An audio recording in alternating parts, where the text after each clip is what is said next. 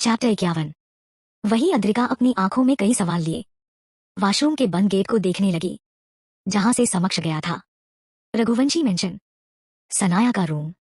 Sanaya balcony में खड़ी बार बार विक्रम मंगेतर को बार बार कॉल करते करते बोले जा रही थी, ये विक्रम कितना अनरोमांटिक है, फोन भी नहीं उठा रहा मेरा। ऐसा काहे में बिजी है कि मेरा फोन उठाने का समय नहीं मिल रहा है। काम कर रहा होगा विक्रम। तुम क्यों इतना परेशान हो रही हो, सनाया की मोम रूम में आते हुए बोली। वही सनाया अपनी मोम की आवाज सुनकर पीछे पलटी के और अपनी मोम को देखकर बोली, मोम आप। कविता बालकनी में रखे छोटे से सोफे पर बैठते हुए बोली, हाँ मैं। किसी और की आश लगाए बैठी थी क्या तुम? सनाया फिर विक्रम को कॉल करते हुए रूखे स्वर में बोली, नो। कविता सनाया को रूखे स्वर में बोलते देख बोली, अरे क्या हुआ सनाया, इतना परेशान क्यों हो? सगाई तो हो गई तुम्हारी, फिर कैसी चिंता? वही सनाया विक्रम को कॉल ना उठाते देख फोन को कस के हाथों में जकड़कर अपनी मोम से चिड़चिड़े स्वर में बोली, मोम क्या सगाई हो गई? आपको पता है ये विक्रम मुझ में जरा सा भी इंटरेस्ट नहीं दिखा रहा है। ऐसा ना हो आगे चलकर वो सगाई तोड़ दे मुझसे, फिर मेरा क्या होगा? मेरी बड़ी फैमिली की बहू बनने का सपना तो यूं ही टूट जाएगा। और वो अद्रिका को देखो, राणा फैमिली की बड़ी बहू बन गई और मेरा तो कुछ आसार ही नहीं लग रहा। सनाया के मुंह से अद्रिका का जिक्र सुनकर सनाया की मोम गुस्से से बोली, सनाया क्या लगा रखा है? अद्रिका राणा फैमिली की बड़ी बहू बन गई। राणा फैमिली से बात हुई है मेरी, उन्होंने बताया है समक्ष से उनका अब कोई रिश्ता नहीं है, उस हिसाब से तुम होगी उनकी इकलौती बहू। सनाया अपनी मोम की बात सुनकर बोली, मोम तो मैं क्या करूं? आपको पता है विक्रम तो खुद फोन करना पड़ता है, मुझे वो कभी खुद से फोन नहीं करता। सनाया की मोम सनाया की बात सुनकर बोली, एक काम करते हैं। सनाया सनाया फोन में देखते हो बोली, क्या मोम? कविता फोन करो विक्रम को या मैसेज करो और अभी यह बुलाओ डिनर के लिए।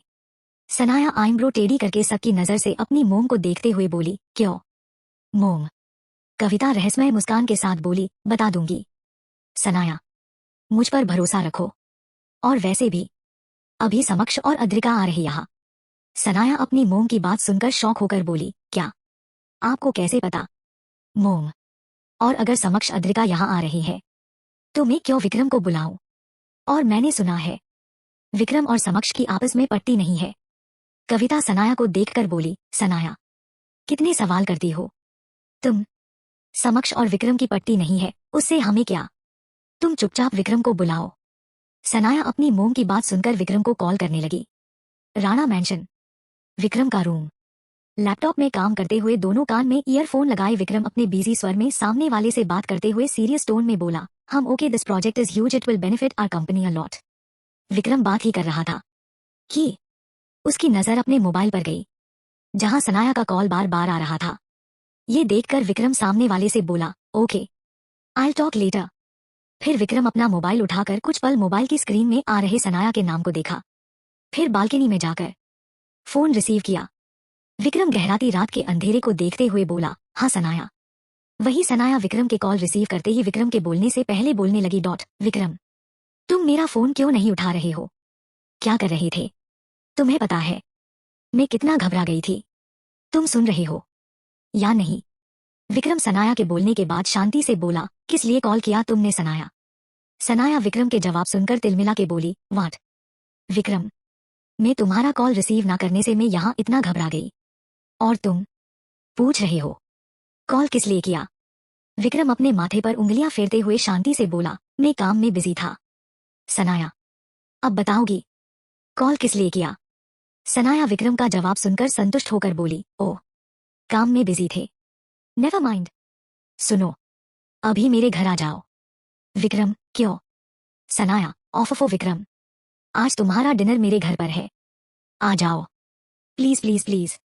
विक्रम बिजी स्वर में बोला, सॉरी सनाया मैं नहीं आ सकता आज। सनाया विक्रम का जवाब सुनकर बोली, नो नो विक्रम तुम्हें आना पड़ेगा, मैं कुछ नहीं जानती, अगर नहीं आए ना तो मैं। विक्रम आईब्रो टेढ़ी करके बोला, तो क्या करोगी तुम? सनाया ना समझी में बोली, वरना मैं तुम्हारे दादू से शिकायत कर दूंगी। विक्रम सनाया के मुंह से दादू का जिक्र सुनकर विक्रम के सामने अंधेरा छा गया और बोला, मैं आ रहा हूं सनाया। फिर कॉल काट कर विक्रम बालकनी की रेलिंग कस के पकड़कर कुछ पल पहले सनाया से हुई बात याद करने लगा। फिर विक्रम निकल गया अपने रूम से। समक्ष का मेंशन। Living room. समक्ष और आदि कब से अद्रिका के आने का इंतजार करने लगा। आदि, डैड, मोम क्यों नहीं आई अभी तक? समक्ष आदि की बात सुनकर जवाब देता कि समक्ष की नजर सीढ़ियों से उतरती अद्रिका पर गई, जिसने ब्लू कलर की साड़ी पहनी हुई थी। धीरे धीरे अपनी अपने पैर की मोच को देखते हुए आ रही थी। समक्ष ये देखकर आदि से बोला, बच्चा, आप जाकर कार में बैठो, मैं आपकी मम्मा को लेकर आता हूँ। आदि, ओके डैड। फिर समक्ष अपने पैरों की चाल तेज करके अद्रिका के पास आया और झट से अद्रिका को अपनी गोद में उठा लिया। वही अद्रिका अचानक हुए एक्शन से हैरान होकर समक्ष को देखने लगी। वही समक्ष अद्रिका के हैरान एक्सप्रेशन को इग्नोर मेंशन से बाहर निकलने लगा। Chapter 52। Raghuvanshi mention. Raghuvanshi mention के बाहर दो ब्लैक कार एक दूसरे के सामने आकर रुकी। दोनों कारों का गेट एक साथ झटके से खुला और समक्ष और विक्रम एक साथ कार से उतरे और एक दूसरे को भावहीन चेहरे के साथ देखने लगे। समक्ष विक्रम से अपना ध्यान हटाकर अद्रिका के तरफ का गेट खोलकर अद्रिका को अपनी गोद में उठा लिया। वही आदि भी कार से निकलकर समक्ष के पास खड़े होकर सामने खड़े विक्रम को अपनी मासूम आंखों से टुकुर टुकुर देखने लगा। वही विक्रम अपने भावहीन चेहरे के साथ अपने सामने समक्ष, अद्रिका और आदि को देखा। एक पल तो आदि को देखकर विक्रम के मुंह से अनजाने में धीरे से निकला, समर भा। वही समक्ष आदि को देखकर बोला, बच्चा चलो मेंशन के अंदर। फिर समक्ष अद्रिका को गोद में उठाए विक्रम को इग्नोर करके मेंशन के अंदर जाने लगा। वही विक्रम भी समक्ष के जाने के बाद वो भी मेंशन के अंदर जाने लगा।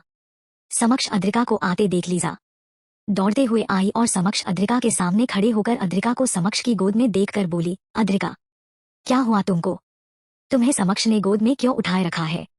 अद्रिका लीजा को देखकर बोली, लीजा, मेरे पैरों में मोच आई है, इसलिए समक्ष ने मुझे गोद में उठाकर खड़ा है। लीजा, ओह। फिर लीजा समक्ष के हैंडसम चेहरे को देखते हुए समक्ष से प्यार से बोली, समक्ष जी, प्लीज अद्रिका को नीचे उतार दो, आपके हाथ दर्द करने लगेंगे। अद्रिका लीजा समक्ष से अपने बारे में ऐसे बोलते देख तिलमिलाकर लीजा से बोली, लीजा, मैं भारी लगती हूँ तुम्हें? तुम क्या लगा रखा है? समक्ष जी, मैं ना बुलाऊं समक्ष को, तुम क्यों बुला रही हो? समक्ष अद्रिका को तिलमिलाते हुए देख लीजा का साथ देते हुए बोला, हाँ, क्या नाम है तुम्हारा? Miss beautiful. लीजा समक्ष के मुंह से अपने लिए ब्यूटीफुल सुनकर लीजा के गाल लाल टमाटर की तरह लाल हो गए और शर्माते हुए बोली, जी लीजा, नाम है मेरा मिस्टर हैंडसम। अद्रिका समक्ष को लीजा से इस तरह बात करते देख समक्ष के ऊपर झुककर समक्ष के गले पर जोर से काट लिया। वही समक्ष अपने गले पर दर्द महसूस करके अद्रिका को घूरते हुए आराम से नीचे उतारा और अक्षत को सामने से आते देख अक्षत से बोला, अक्षत, अक्षय, क्या हुआ? जीजू। समक्ष अक्षत के मुंह से अपने लिए जीजू सुनकर अनजाने में समक्ष के चेहरे पर हल्की मुस्कान आ गई। फिर अद्रिका को अक्षत को घूरते देख अक्षत से बोला, अक्षत, तुम्हारी बहन को पैरों में मोच आई है, जरा संभालना, मैं मिस ब्यूटीफुल के साथ कुछ पल बिताना है। इतनी सुंदर लड़की पहली बार देखी है लाइफ में। अक्षत हैरान होकर समक्ष से बोला, जी। फिर समक्ष लीजा का हाथ पकड़कर लिविंग रूम तरफ जाने लगा। वहीं पीछे अक्षत हैरानी से बोला, मिस ब्यूटीफुल, लीजा, मेरी लीजा। वहीं पास खड़ी अद्रिका अक्षत के मुंह से मेरी लीजा सुनकर शक्की नजरों से अक्षत को देखते हुए बोली, मेरी लीजा। अक्षत अद्रिका के बोलने से होश में आकर अद्रिका को समझाते हुए बोला, लीजा, हमारी लीजा, मैं ये बोलने वाला था। दी। अद्रिका शक्की नजरों से अक्षत को देखते हुए बोली, हम यही बोलने वाले थे ना? अक्षत अपने बालों में हाथ फेरते हुए बोला, हाँ दी, मैं यही बोलने वाला था। लिविंग रूम में समक्ष लीजा से बोला, लीजा, तुम में मुझे मेरी छोटी बहन त्रिसा की झलक दिखती है, वो भी तुम्हारी तरह ही है, बेबाक, निडर, समझदार। लीजा समक्ष की बातों में त्रिसा का जिक्र सुनकर बोली, ओह, आपकी बहन भी है? समक्ष, हाँ, मेरी एक छोटी बहन है। लीजा, कहाँ है वो? अभी। समक्ष, अभी वो ऑस्ट्रेलिया में है, इंडिया आने वाली है, इस हफ्ते आ रही है। लीजा रहस्यमय मुस्कान लिए बोली, वाओ, मैं आपकी छोटी बहन से मिलने के लिए बेताब हूँ। त्रिसा यही नाम है ना उनका? समक्ष लीजा के मासूम चेहरे को देखते हुए बोला, हम मैं तुम्हें उससे जल्द मिलाऊंगा। दूसरी तरफ आदि अद्रिका की साड़ी खींचते हुए बोला, मम्मा, मम्मा, डैड गए लीजा के साथ, आप भी चलो ना। अद्रिका आदि की बात सुनकर अक्षत को घूरते हुए बोली, अक्षत, तुमसे बात में बात करूंगी, पहले चलो यहाँ से। अक्षत हाँ में गर्दन हिलाकर अद्रिका को सहारा देकर आगे चलते हुए बोला, दी, ये कैसे हुआ? आपकी मोच? अद्रिका, पूछो मत अक्षत, उस समक्ष के कारण हुआ है ये। आदि अद्रिका की बात सुनकर बोला, मम्मा डैडी के कारण नहीं हुआ है। अद्रिका आदि को समक्ष का साइड लेते देख मुंह बनाकर बोली, हाँ हाँ, डैडी के बच्चे डैड का ही साइड लेगा, कभी माँ का भी साइड ले लिया कर। आदि मासूम सा पाउच बनाकर बोला, मम्मा मैंने आपका साइड कब का ले लिया, देखिए आपके साइड में ही चल रहा हो। अद्रिका आदि का जवाब सुनकर अक्षत से बोली, देखा अक्षत, उस समक्ष ने मेरे बेटे को क्या क्या सिखा रहा है, कैसे बातों का अलग मतलब निकाल रहा है। अक्षत अद्रिका की शिकायतें सुनकर हंसते हुए बोला, दी क्या हो गया आपको, आप पहले तो ऐसी नहीं थी, एक दिन में ही इतना बदलाव आ गया जीजू की संगति में, वाह वाह। अद्रिका अक्षत के हाथ पर चिमटी काटते हुए बोली, जीजू नहीं है वो तुम्हारा, समझा। अक्षत अपनी हंसी कंट्रोल करके, हाँ दी वो जीजू नहीं है। अद्रिका अक्षत को घूरते हुए बोली, तुम्हें हंसी आ रही है। अक्षत अक्षत नहीं नहीं दी, नहीं आ रही हंसी। वही दूर खड़ा विक्रम दोनों हाथ पैंट की जेब में डाले शांति से अद्रिका आदि अक्षत को जाते देख अंदर आया और सनाया के रूम तरफ चला गया। चैप्टर 53। लिविंग रूम में आकर अद्रिका सामने देखती समक्ष और लीजा हंस हंस के बात कर रहे थे। अद्रिका ये देखकर मन में बोली, हूँ मैंने तो कभी तुम्हें इस तरह मुस्कुराते नहीं देखा। लीजा के सामने बड़ा मुस्कुराया जा रहा है। वही अक्षत सामने सोफे पर बैठी लीजा को समक्ष से हंसते हुए बात करते समय लीजा के गोरे गाल लाल टमाटर की तरह लाल होते देख मन में बोला, मेरे सामने तो कभी तुम्हारे गाल लाल नहीं हुए। समक्ष जीजू से बात करते हुए बड़े लाल हो रहे हैं। अक्षत के पास खड़ी अद्रिका अक्षत के कंधे पर मारते हुए बोली, अक्षत खड़े खड़े इन दोनों को हंसते हुए देखना है या बैठना भी है। अक्षत अद्रिका की बात सुनकर होश में आया और अद्रिका को सहारा देते हुए समक्ष के बाजू में बिठा दिया और खुद लीजा के बाजू में बैठकर अपने हाथ फोल्ड करके समक्ष और लीजा को बारी बारी देखने लगा, क्योंकि कभी समक्ष कुछ बोलता तो कभी लीजा। वही अद्रिका खुद को इग्नोर होते देख जोर से बोलते हुए बोली, आदि मेरे पास आओ। आदि अद्रिका की बात सुनकर अद्रिका के पास आया और बोला, क्या हुआ मम्मा। अद्रिका मुस्कुराते हुए आदि को उठाकर समक्ष की गोद में बैठा दिया और जोर से समक्ष के कानों के पास जाकर बोली, आदि डैडी के गोद में बैठो। वही समक्ष अपने कानों पर हाथ रखकर पास बैठी अद्रिका को घूरने लगा। अद्रिका समक्ष को देखते हुए बोली, क्या हुआ समक्ष, बात करो। लिजा से रुक क्यों गए। वही लिजा समक्ष अद्रिका की नोकझोंक करते देख अपने पास बैठे अक्षत को देखने लगी, जो मुंह फुलाए लीजा को घूर रहा था। लिजा अक्षत को हैरानी से देखते हुए बोली, क्या हुआ अक्षत। अक्षत मुंह फुलाए बोला, कुछ नहीं। तुम्हें मतलब। सनाया का रूम। विक्रम को रूम में आते देख सनाया भागते हुए विक्रम के पास जाकर विक्रम को कस के गले लगाकर बोली, तुम आ गए। विक्रम, मैं तुम्हारा कब से वेट कर रही थी। विक्रम सनाया को खुद से दूर करते हुए बोला, सॉरी मैं लेट हो गया, डिनर कर ले। सनाया मुंह बनाकर बोली, विक्रम तुम भी क्या आते से डिनर का नाम ले लिया, अभी तो कुछ पल हमें साथ में बिताना चाहिए ना। विक्रम सनाया की बात सुनकर अपनी वॉच में टाइम देखकर बोला, पर मैं तो डिनर के लिए आया था, बातें करने नहीं, अपना काम छोड़कर यहाँ आया हो। मैं ज्यादा देर नहीं रुक सकता, अगर तुम्हें मुझसे बातें करना है तो भूल जाओ, मैं डिनर करूंगा यहाँ, मैं आधे घंटे के लिए आया हूँ यहाँ। सनाया विक्रम की बात सुनकर उदास होकर बोली, ओके विक्रम तुम्हारी मर्जी। Dinner table. धीरे धीरे करके सब डिनर टेबल पर आकर बैठ गए। जहां विक्रम और समक्ष आमने सामने बैठे थे वही सनाया और अद्रिका आमने सामने बैठे थे। अद्रिका के साइड लीजा, समक्ष के साइड अक्षत। प्रेम जी और कविता कभी समक्ष से कुछ बिजनेस के बारे में पूछते तो कभी विक्रम से। विक्रम और समक्ष एक दूसरे से बोलने क्या देखने का भी कष्ट नहीं उठा रहे थे। ये बात सभी ने नोटिस किया, पर कोई बोला नहीं। डिनर के बाद लिविंग रूम में आकर समक्ष अक्षत और लीजा से बोला, तो अब हम चलते हैं। अक्षत समक्ष की बात सुनकर बोला, नहीं जीजू, आज रात तो आपको दी को और आदि को यही रुकना पड़ेगा। समक्ष बिजी स्वर में बोला, सॉरी अक्षत, हम किसी और दिन जरूर यहाँ रुकेंगे। अक्षत के पास खड़ी लीजा समक्ष की बात सुनकर मन में बोली, शायद। अक्षत अद्रिका के पास जाकर अद्रिका को कस के गले लगाकर बोला, आई मिस यू दी, मैं बहुत याद करूंगा आपको। अद्रिका अक्षत को गले लगाते हुए प्यार से बोली, पागल, तुझसे दूर थोड़ी नहीं जा रही, जब याद आए आ जाना मेरे पास, कोई नहीं रोकेगा तुम्हें, समक्ष भी नहीं, समझे। अक्षत अद्रिका की बात सुनकर हाँ में गर्दन हिला दी। अक्षत के बाद लिजा अद्रिका के गले लगते हुए बोली, जान I will miss you so much. Adrika मुस्कुराते हुए, I will also miss you and Akshat. थोड़ी देर बाद समक्ष और अद्रिका के जाने के बाद विक्रम सनाया से बोला, मैं भी चलता हूँ।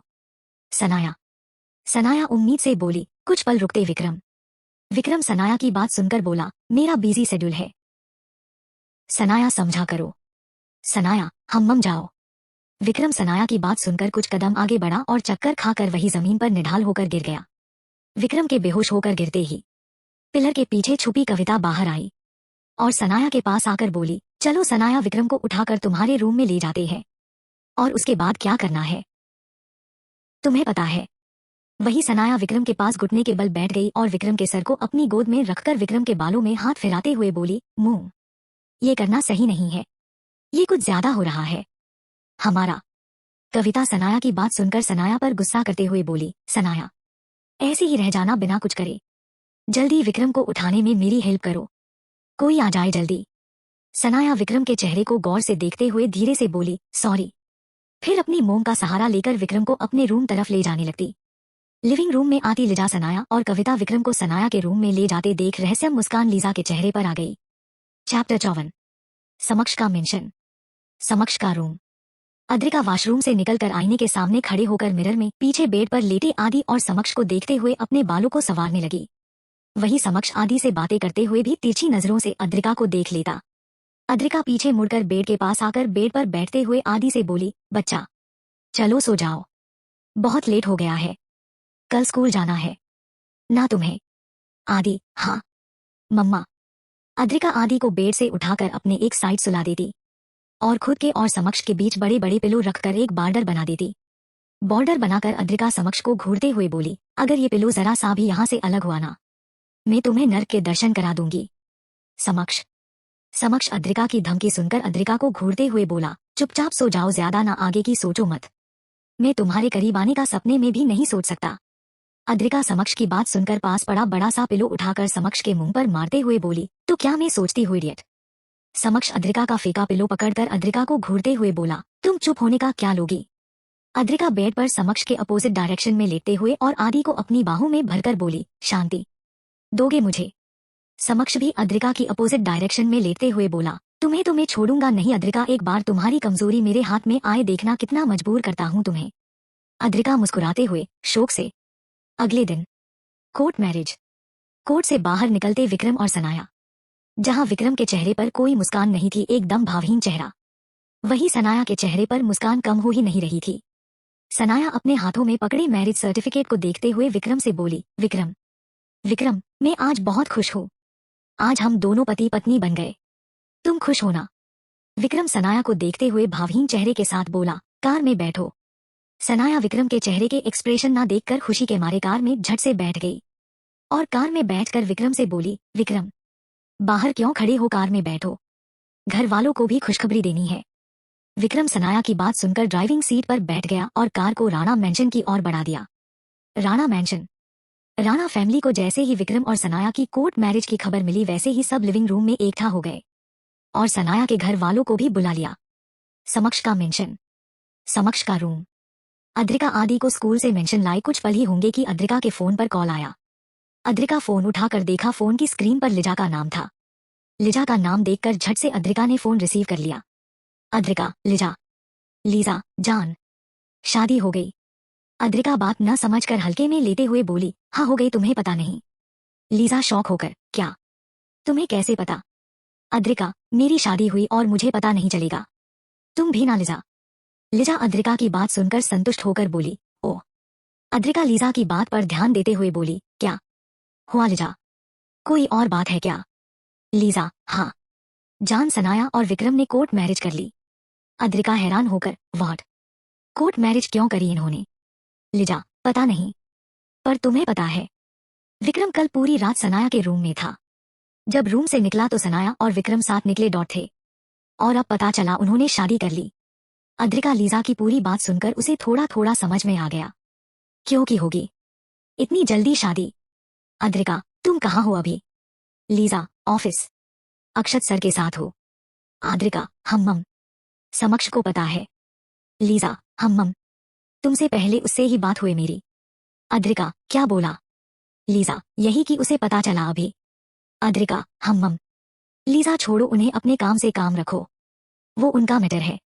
लीजा, हम चलो स्वीट हार्ट, में फोन रखती हूँ। मेरी जान मुझे बुला रहा है। अद्रिका लीजा के मुंह से मेरी जान सुनकर आश्चर्य से बोली, लीजा? मेरी जान मतलब? Hello, hello. फिर अद्रिका फोन कान में हटाकर बोली, फोन काट दिया। बताया नहीं मेरी जान कौन है? किस कारण हुई होगी कोर्ट मैरिज सनाया और विक्रम की? कमेंट करके बताना। Chapter 55। Rana mention. Rana mention के बाहर ब्लैक कार आकर रुकी और विक्रम और सनाया कार का गेट खोलकर बाहर आए। मेंशन के अंदर जाने लगे। विक्रम, सनाया लिविंग एरिया में आकर सामने खड़े अपनी फैमिली वालों को देखने लगे। कविता सनाया और विक्रम को आते देख सनाया के पास जाके एक जोरदार थप्पड़ सनाया के गाल पर रसीद दिया। सनाया अपने गाल पर हाथ रखकर आंसू भरी आंखों से कविता को देखते हुए बोली, मुंह। कविता गुस्से से सनाया को देखते हुए बोली, इतनी बड़ी हो गई तुम सनाया, शादी के इतने बड़े फैसले ले लोगी? शर्म नहीं आई कोर्ट मैरिज करते हुए? सनाया अपनी मोम को सफाई देते हुए बोली, मुंह। मेरी और विक्रम की रजामंदी से हुई है शादी। कविता सनाया का जवाब सुनकर प्रेम जी के पास जाकर बोली, देखिए, देखिए इसे, इसने भी अद्रिका जैसा काम किया। उस अद्रिका ने भी पता नहीं कब शादी कर ली समक्ष से, और ये सनाया भी उसके नक्शों कदम पर चल रही है। सनाया अपनी मोम के बात सुनकर मन में बोली, ओहो मोम, कितना रियल लग रहा है। आपने तो मेरे होश ही उड़ा दिए, इतनी नेचुरल एक्टिंग। मैं तो फैन हो गई आपकी। प्रेम जी कविता की बात सुनकर सनाया और विक्रम के पास आकर बोले, अगर आप दोनों को शादी करनी थी तो हमें बताते, हम आप दोनों की शादी धूमधाम से कराते। विक्रम प्रेम जो को भावहीन होकर देखते हुए बोला, सॉरी अंकल, पर मुझे धूमधाम से शादी नहीं करनी थी, इसलिए मैंने कोर्ट मैरिज करना ही सही समझा, एक्सक्यूज मी। फिर विक्रम किसी से भी बिना बोले सनाया का हाथ पकड़कर अपने रूम तरफ ले गया। वहीं विक्रम के डैड राहुल राणा प्रेम जी से बोले, प्रेम, आजकल के बच्चे हैं, अब दोनों को ही कोर्ट मैरिज करनी थी, तो हम क्या कर सकते हैं? प्रेम जी शांति से बोले, पर उन्हें बताना चाहिए था, पर उन्होंने हमें बताना सही नहीं समझा। वही प्रेम जी के पास खड़ी कविता बोली, प्रेम जी, अब कर ली शादी, अब क्या कर सकते हैं? जैसे अद्रिका और समक्ष की शादी आपने एक्सेप्ट करी, वैसे ही सनाया और विक्रम की भी कर लीजिए, अपने ही तो बच्चे हैं। राहुल राणा की बीवी यामिनी राणा कविता को समर्थन करते हुए बोली, हाँ हाँ, कविता जी सही कह रही है। वही राहुल राणा मन में बोले, इस विक्रम को बिल्कुल भी तमीज नहीं है, कोर्ट मैरिज करके आ गया बिना हमें बताए। इसके चक्कर में हमें इतना समझाना पड़ रहा है इन्हें। वही यामिनी मन में बोली, उफ, सनाया के डैड मानते ही नहीं, इनके चक्कर में मैं लेट हो रही हूँ, इन्हें कोई काम धंधा नहीं है। विक्रम सनाया ने शादी ही करी है, कोई बड़ा गुनाह तो नहीं, और ये विक्रम के दादा भी नहीं, वरना मुझे यहाँ रुकना नहीं पड़ता। आह, विक्रम का रूम। विक्रम सनाया को रूम में लाकर रूम का गेट अंदर से लॉक करके पीछे पलटा और सामने बेचारी बनी सनाया को देखकर अपनी शर्ट की आस्तीन फोल्ड करते हुए अपने कदम सनाया की तरफ बढ़ा दिए। विक्रम सनाया के करीब पहुंचकर सनाया का एक हाथ अपने हाथ में लेकर और अपने दूसरे हाथ को सनाया के गाल पर रखकर भावहीन होकर बोला, जोर से लगी ना तुम्हें?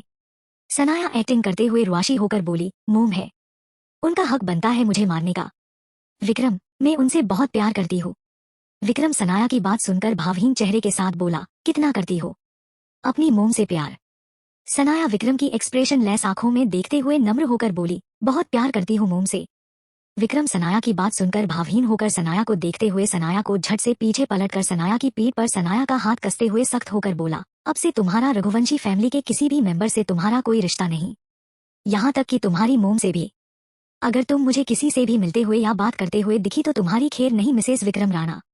वहीं सनाया विक्रम के ऐसे व्यवहार को देखकर हैरान हो गई और विक्रम की बात सुनकर दर्द से तड़प कर विक्रम से छूटते हुए बोली, विक्रम, आह, छोड़ो, क्या कर रहे हो?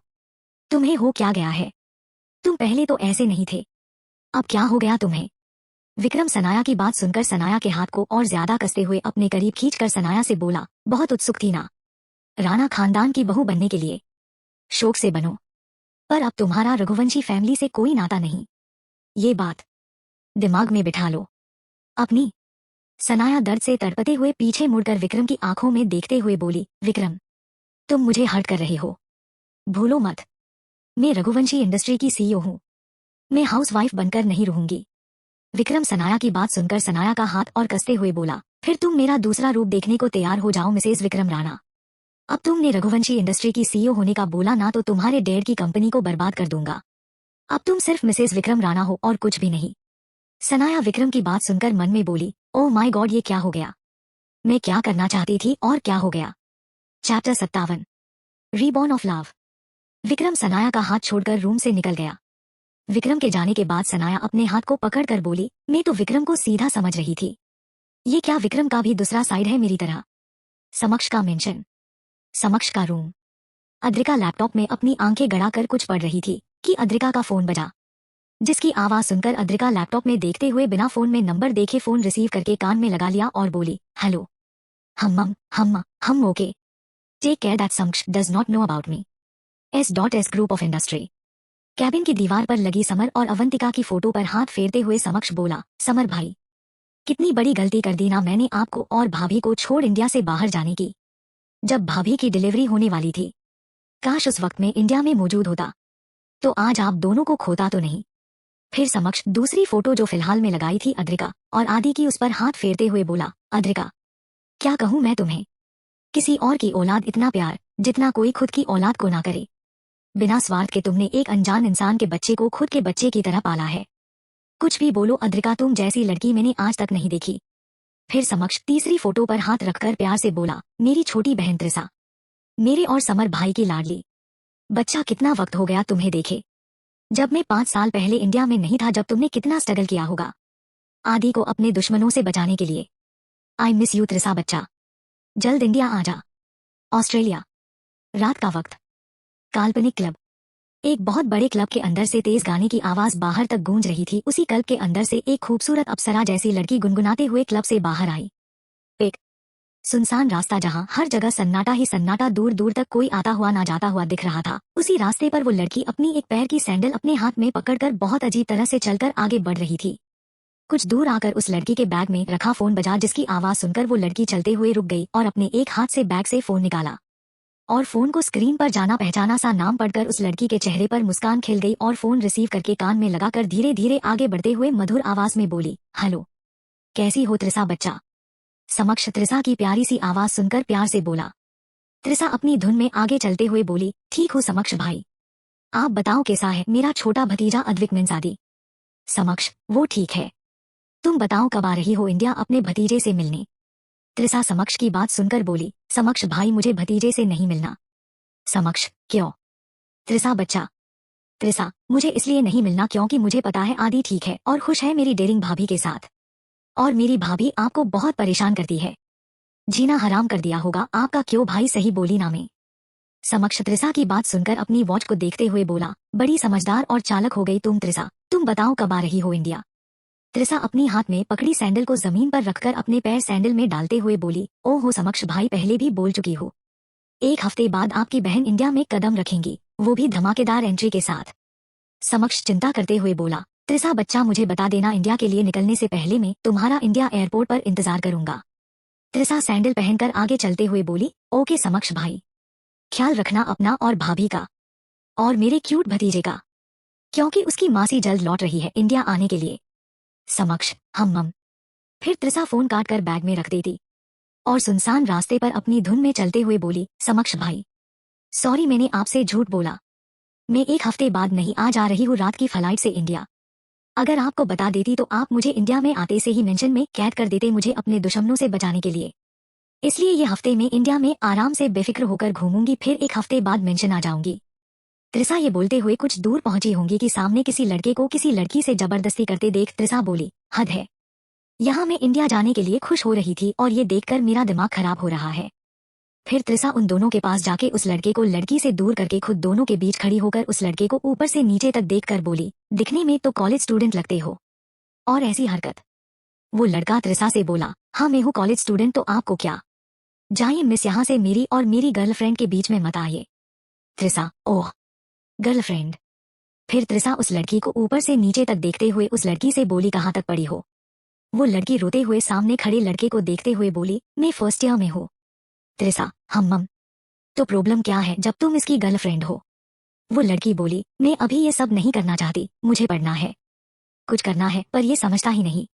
त्रिसा उस लड़की की बात सुनकर बोली, तुम तो इंडियन गर्ल जैसी बात कर रही हो, ऑस्ट्रेलिया में भी ऐसी सोच रखने वाली लड़की है, स्ट्रेंज।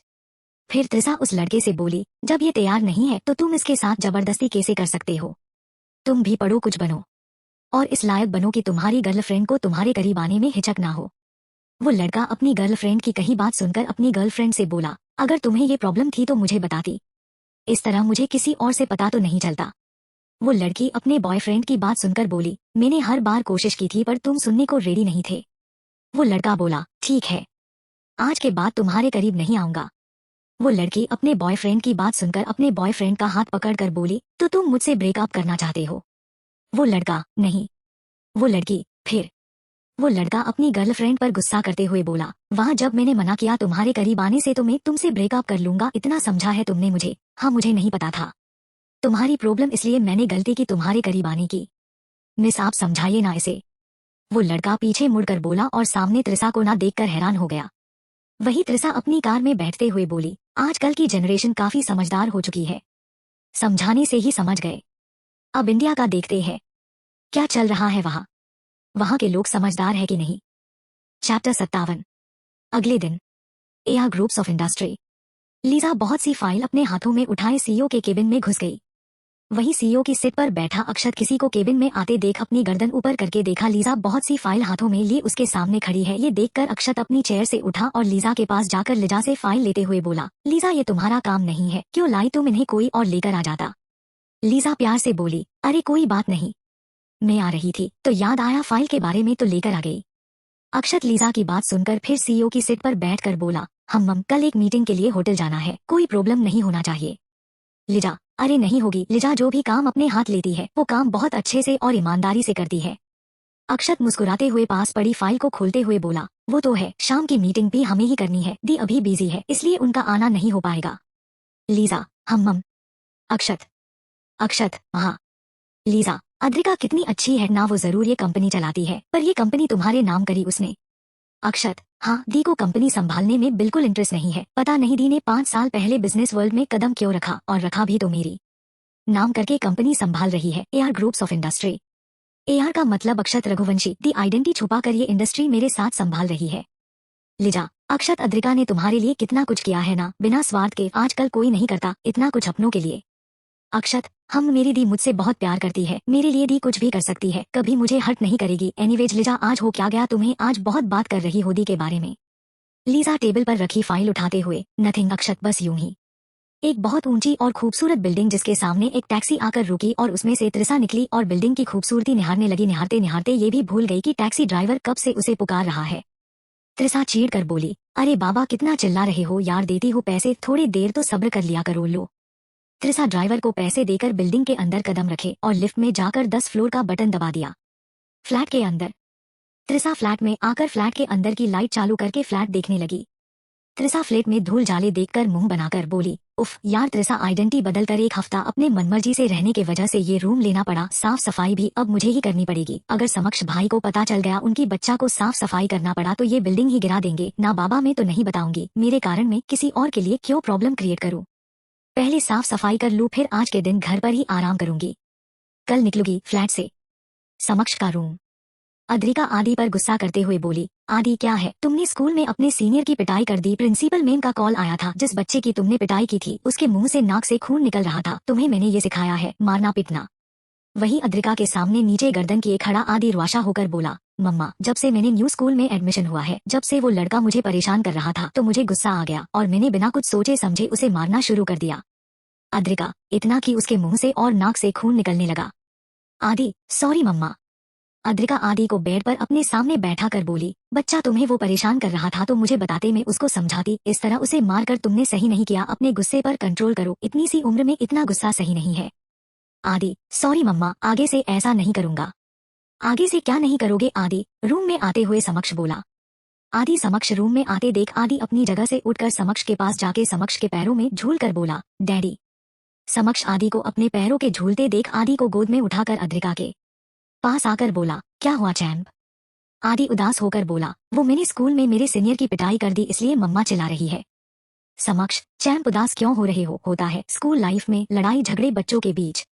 वही अद्रिका समक्ष की बात सुनकर अपने जगह से उठकर समक्ष के सामने दोनों हाथ फोल्ड कर ले बोली, ओह अच्छा, ऐसा कैसा झगड़ा कि किसी को नाक और मुंह से खून निकाल दे। अद्रिका समक्ष की गोद से आदि को लेते हुए बोली, समक्ष, जब समझा नहीं सकते तो समझाया नहीं करो मेरे बेटे को, आगे जाकर क्या मालूम क्या करेगा तुम्हारे संगति में रहकर। समक्ष अद्रिका को घूरते हुए, बिजनेस करेगा मेरी संगति में रहकर, वरना तुम्हारे जैसा घर में बैठा रहेगा निठल्ला बनकर। अद्रिका समक्ष पर चिल्लाते हुए, समक्ष तुम होगे निठल्ले जो हर वक्त मुझे घर पर दिखते हो। फिर अद्रिका आदि को लेकर रूम से निकल गई। वही समक्ष नाम एक गर्दन हिलाकर अपनी इंपॉर्टेंट फाइल लेकर रूम से निकल गया। चैप्टर 58। रात का वक्त। विक्रम का रूम। सनाया सेक्सी नाइटी में पहनकर मिरर के सामने खड़े होकर अलग अलग पोज देते हुए बोली, कुछ भी हो जाए आज मैं विक्रम को मना कर ही रहूंगी, मुझे अपनी कंपनी संभालने लिए हाँ कह दे। फिर सनाया सीरियस टोन में बोली, मुझे बिल्कुल नहीं पसंद विक्रम मुझ पर गुस्सा निकाले, अगर विक्रम राणा फैमिली के अगला वारिस नहीं होता तो मैं इससे शादी बिल्कुल नहीं करती। वही सनाया बोल ही रही थी कि रूम में विक्रम थके हारे आया और सामने सेक्सी नाइटी में सनाया को देखकर विक्रम का दिमाग खराब हो गया और सनाया के पास जाके सनाया को खुली बाजू को पकड़कर कसते हुए गुस्से से बोला, ये कैसे कपड़े पहने हैं तुमने सनाया। सनाया विक्रम को गुस्से से भरी आंखों में देखते हुए बोली, विक्रम विक्रम ये तुम क्या बोल रहे हो, मैं तुम्हारो बीवी हूं ना, मेरा फर्ज बनता है तुम्हें हर तरह से खुश रखना, तो बस ये सब मैंने तुम्हारे लिए ही तो किया है। विक्रम सनाया की बात सुनकर सनाया की बाजू छोड़कर सनाया के मुंह को कस के दबाकर पीछे ले जाते हुए दीवार से सटा दिया और गुस्से से बोला, मुझे खुश रखना है तो ये सब करके करोगी, ऐसे करोगी मुझे खुश, तुम्हारे दिमाग में ये सब ही चलता है सनाया। फिर विक्रम सनाया का मुंह छोड़कर उसे ऊपर से नीचे तक घिन्न से देखता। वही सनाया विक्रम को खुद को ऐसे देखते देख ताव में आकर विक्रम पर चिल्लाते हुए बोली, फिर कैसे खुश रखते हैं पतियों को, तुम पतियों को यही चाहिए होता है ना अपनी बीवियों से, तो मैं वही तो कर रही हूँ।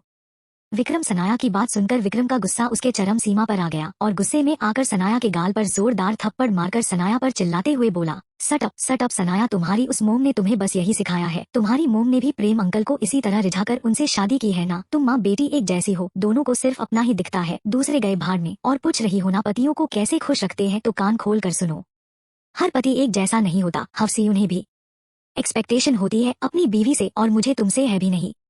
सनाया गाल पर हाथ रखकर विक्रम को गुस्से से भरी आंखों में देखते हुए बोली, क्या एक्सपेक्टेशन है तुम्हें मुझसे, जरा मुझे भी तो बताओ विक्रम। विक्रम सनाया की बात सुनकर व्यंग से मुस्कुराते हुए बोला, कुछ भी नहीं। फिर विक्रम वॉशरूम में चला गया। वही सनाया विक्रम को जाते हुए देखती ही रह गई और मिरर के पास रखे टेबल का हर एक सामान उठाकर तोड़ते हुए बोली, विक्रम, आज तक किसी ने मुझे इस तरह जलील नहीं किया। थोड़ी देर बाद विक्रम फ्रेश होकर आया और देखा बेड पर आराम से लेटकर सनाया कुछ वक्त पहले हुई बातों को भूलकर आराम से फोन चला रही है। ये देखकर विक्रम का फिर पारा हाई हो गया, फिर भी अपने गुस्से को कंट्रोल करके रूम से तेजी से निकल गया और डिनर टेबल के पास आकर चेयर पर बैठते हुए खाना बनाने वाले कुक से बोला, काका खाना उतार दो। वही कुक, काका, जल्दी से विक्रम को खाना उतारा और एक साइड खड़े होकर मन में बोले, आज पहली बार ऐसा हुआ है राणा खानदान के कोई आदमी को मैं खाना उतार रहा हूँ। इस फैमिली में हर किसी की बीवी अपने पति को खाना खुद उतार कर उनके पास बैठती है। अब पता नहीं क्या होगा विक्रम बाबा की जिंदगी में। चैप्टर 59। अगले दिन। Rana mention. Study room. Study table की सीनियर सीट पर बैठे अमरेंद्र राणा और उनके सामने बैठे उनके बेटे राहुल राणा, जो कब से अमरेंद्र राणा के कुछ बोलने का इंतजार कर रहे थे। वही अमरेंद्र राणा गंभीरता से बोले, राहुल, अद्रिका की कमजोरी पता चली तुम्हें? राहुल, हाँ डैड, अद्रिका की कमजोरी अद्विक है। और अमरेंद्र राणा राहुल की बात सुनकर गंभीर होकर बोले, अद्विक नहीं, हम हमारे पोते को जरा सी भी आंच नहीं आने देंगे। और कौन है अद्रिका की कमजोरी? राहुल, अद्रिका की कमजोरी अक्षत है, अद्रिका का छोटा भाई जो अद्रिका की जान है। अमरेंद्र राणा राहुल की बात सुनकर बोले, हम अद्रिका की कमजोरी को अपना हथियार बनाएंगे। राहुल, कैसे डैड? दोनों बहुत प्यार करते हैं एक दूसरे से, उन्हें अलग करना वरना अपना अद्रिका की नजर में आना। अमरेंद्र राणा राहुल की बात सुनकर टेबल पर पड़े पेपर बोल घुमाते हुए बोले, धीरे धीरे अक्षत के दिमाग में अद्रिका के लिए जहर घोलेंगे, फिर अक्षत अद्रिका के बीच लड़ाई होगी जिससे अद्रिका कमजोर होती जाएगी, वैसे ही अद्विक को अपने पास लेकर आ जाएंगे। राहुल, पर डैड समक्ष? भूलिए नहीं, समक्ष भी खड़ा है अद्रिका के साथ। अद्रिका कमजोर हो गई तो समक्ष है खड़ा जो अद्विक को हमारे पास आने नहीं देगा। अमरेंद्र राणा राहुल की बात सुनकर, तुम्हारी बात में पॉइंट है राहुल, कुछ करते हैं समक्ष का। AR group of industry. CEO के केबिन में घुसते हुए लीजा बोली, सर मीटिंग का टाइम हो रहा है, चले। वही अक्षत लीजा की बात सुनकर अपनी चेयर से उठते हुए अपना ब्लैक कोट पहन बोला, हम्मम। काल्पनिक होटल। बहुत सी ब्लैक कार आकर एक होटल के सामने जाकर रुकी। ब्लैक कार के दोनों साइड का गेट खुला और लीजा और अक्षत कार से निकले और होटल के अंदर जाने लगे। वही होटल का मैनेजर फटाफट अक्षत और लिजा के पास आकर अक्षत और लिजा को मीटिंग एरिया में ले जाने लगा। त्रिसा का फ्लैट। त्रिसा तैयार होकर फ्लैट का गेट बंद करते हुए बोली, पहले तो होटल जाके कुछ अच्छा सा खाऊंगी, फिर घूमूंगी। फिर त्रिसा गेट बंद करके अपने चेहरे पर मास्क लगाकर निकल गई बिल्डिंग से बाहर। आधे घंटे बाद टैक्सी से उतरकर त्रिसा एक होटल के सामने रुकी जहां अक्षत और लीजा आए हुए थे और होटल के अंदर जाकर एक टेबल पर बैठ गई। आम लोगों की तरफ वेटर से खाना मंगवाया और अपने चेहरे से मास्क निकाल दिया। Meeting room. अक्षत पास बैठी लीजा से धीरे से बोला, लीजा बाहर जाओ, एक एम्प्लॉय फाइल लेके आएगा। उस फाइल में बहुत इम्पोर्टेंट पेपर है जो हमें ये डील आसानी से दिला पाएगा। लीजा अक्षत की बात सुनकर जानबूझकर बहाना बनाते हुए बोली, नहीं मैं नहीं जा सकती सर, आप चले जाइए, अभी मीटिंग में देर है, कुछ 10 मिनट बाद मीटिंग चालू होगी, जब तक मैं ये संभाला लूंगी। अक्षत लीजा की बात सुनकर वॉच में टाइम देखकर अपनी जगह से उठाकर मीटिंग रूम से निकल गया। अक्षत लंच एरिया में जाकर खड़ा हो गया जहां लोग लंच कर रहे थे। वहीं त्रिसा अपनी टेबल के पीछे खड़े अनजान इंसान को तिरछी नजरों से देखकर पीछे मुड़कर उस अनजान इंसान से बोली, ओह हेलो मिस्टर, यहाँ ऐसे क्यों खड़े हो, लंच करना है, अकेले आए हो? वही त्रिसा के सामने खड़ा वो शख्स त्रिसा की बात सुनकर जवाब देता कि त्रिसा बोली, ओह अकेले लंच करना पसंद नहीं, मुझे भी नहीं है, मैं भी अपनी फ्रेंड के साथ ही करती थी, पर वो तो नहीं है यहाँ और मैं अकेले लंच करते हुए बोर हो रही हूँ, तुम भी आओ बैठो मेरे साथ और लंच करो। वही वो शख्स त्रिसा की बंद ना होती बातों को सुनकर इरिटेट होकर कुछ बोलता उससे पहले ही त्रिसा उस शख्स का हाथ पकड़कर जबरदस्ती बिठाकर मस्त से लंच करने लगी। वही वो शख्स आंखें फाड़े त्रिसा की हरकत को देख रहा था, बिना पलके झपकाए। वही त्रिसा कुछ पल बाद अपने बैग से कैश निकालकर टेबल पर रखते हुए सामने बैठे शख्स से बोली, थैंक यू मिस्टर मेरे साथ बैठने के लिए, मैं चलती हूँ, किस्मत ने चाहा हम वापस फिर मिलेंगे। फिर त्रिसा निकल गई होटल से। वही वो शख्स त्रिसा की चेयर के पास गिरा एक कार्ड देकर उस कार्ड को उठाया और पढ़ते हुए बोला, त्रिसा राणा, और उस कार्ड को अपने पैंट की पॉकेट में रखकर चेयर से उठा और होटल के गेट के पास जाने लगा कि कोई पीछे से आया और बोला, अक्षत सर फाइल। वही अक्षत पीछे मुड़कर उस एम्प्लॉय से फाइल लेकर मीटिंग रूम में निकल गया। राणा मेंशन। सनाया का रूम। विक्रम के जाने के बाद सनाया कविता को कॉल लगाकर सब बता दिया, जो भी विक्रम ने उसके साथ किया। सनाया रूम में घूमते हुए अपनी मोम से फोन पर बात करते हुए बोली, मोम क्या करूं मैं, विक्रम का मेरे काबू में आ ही नहीं रहा, उसके वजह से मैं अपनी कंपनी में भी नहीं जा पा रही हूँ। वो तो डैड मान गए थोड़े वक्त के लिए कंपनी संभालने के लिए, अगर नहीं मानते तो बड़ी मेहनत से मिली मुझे कंपनी उस अद्रिका को दे देते। कविता तुम फिक्र मत करो, अद्रिका को नहीं मिलेगी ये इंडस्ट्री, और विक्रम को जल्दी अपने काबू में करो, मैं ज्यादा वक्त तक नहीं संभाल पाऊंगी तेरे डैड को। सनाया ओके मोम। फिर एकदम सनाया को उल्टी आने लगी, जिसे महसूस करके सनाया चालू कॉल में वॉशरूम तरफ भागी, वॉश बेसिन में जाकर उल्टी करने लगी। वही कविता भी सनाया को उल्टी करते हुए आवाज सुनकर कविता को कुछ आशंका हुई। थोड़ी देर बाद सनाया वॉशरूम से निकलकर अपनी मोम से बोली, मोम पता नहीं आज उल्टी कैसे हो गई। कविता संदेह से बोली, कहीं तुम प्रेग्नेंट तो नहीं हो ना? सनाया क्या मोम ये आप क्या बोल रही हो, मैं प्रेग्नेंट? अरे मैं प्रेग्नेंट नहीं हूँ। कविता हम मम एक बार चेक कर ले। सनाया नहीं मोम मैं प्रेग्नेंट नहीं हूँ, आप सुन क्यों नहीं रही मेरी बात? कविता ओके ठीक है, मैंने जो बोला उस बात का ध्यान रखना और थोड़ा जल्दी विक्रम को मनाना। चैप्टर 60। समक्ष का रूम। अद्रिका पेटीकोट और ब्लाउज पहने वॉशरूम से शावर लेकर बाहर आई और रूम में हर तरफ देखकर अद्रिका को तसल्ली हो गई, रूम में कोई नहीं है। ये देखकर अद्रिका अलमारी के पास जाके जैसे ही अलमारी खोलने गई वैसे ही रूम का गेट जोर की आवाज से खुला। अद्रिका गेट खुलने की आवाज सुनकर पीछे पलटी और गेट के पास खड़े समक्ष को खुद को देखते देख अद्रिका ने फटाफट अलमारी खोलकर एक साड़ी निकाली। फिर अद्रिका फटाफट पीछे पलटी कि अपने करीब खड़े समक्ष को देखकर खुद को साड़ी से ढकते हुए बोली, समक्ष ये क्या बदतमीजी है, गेट नॉक करके आना चाहिए ना। समक्ष अद्रिका की बात इग्नोर करते हुए अद्रिका की साड़ी को देखने लगा जो अद्रिका ने अपने ऊपर लिपटाए हुए खड़ी थी। अद्रिक समक्ष को खुद की साड़ी को देखते देख बोली, समक्ष।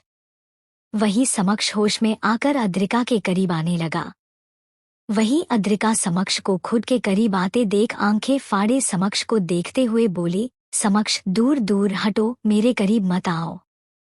समक्ष अद्रिका के करीब खड़े होकर अद्रिका की आंखों में देखते हुए अलमारी से एक साड़ी निकाली और अद्रिका के कंधे पर रखते हुए बोला, ये वाली साड़ी पहनो, आज हम डिनर के लिए बाहर जाएंगे। फिर समक्ष रूम से निकल गया। समक्ष के जाने के बाद अद्रिका समक्ष की दी हुई साड़ी को देखते हुए बोली, नाइस चॉइस। त्रिसा का फ्लैट। त्रिसा फ्लैट से निकलते हुए बोली, अब तो खाना बनाना सीखना ही होगा, वरना ऐसे ही हर दिन होटल जाना पड़ेगा डिनर लंच करने। फिर त्रिसा बिल्डिंग से बाहर आकर टैक्सी में बैठकर निकल गई। काल्पनिक hotel. Personal room. Personal room में बैठे समक्ष अद्रिका और आदि लंच कर रहे थे।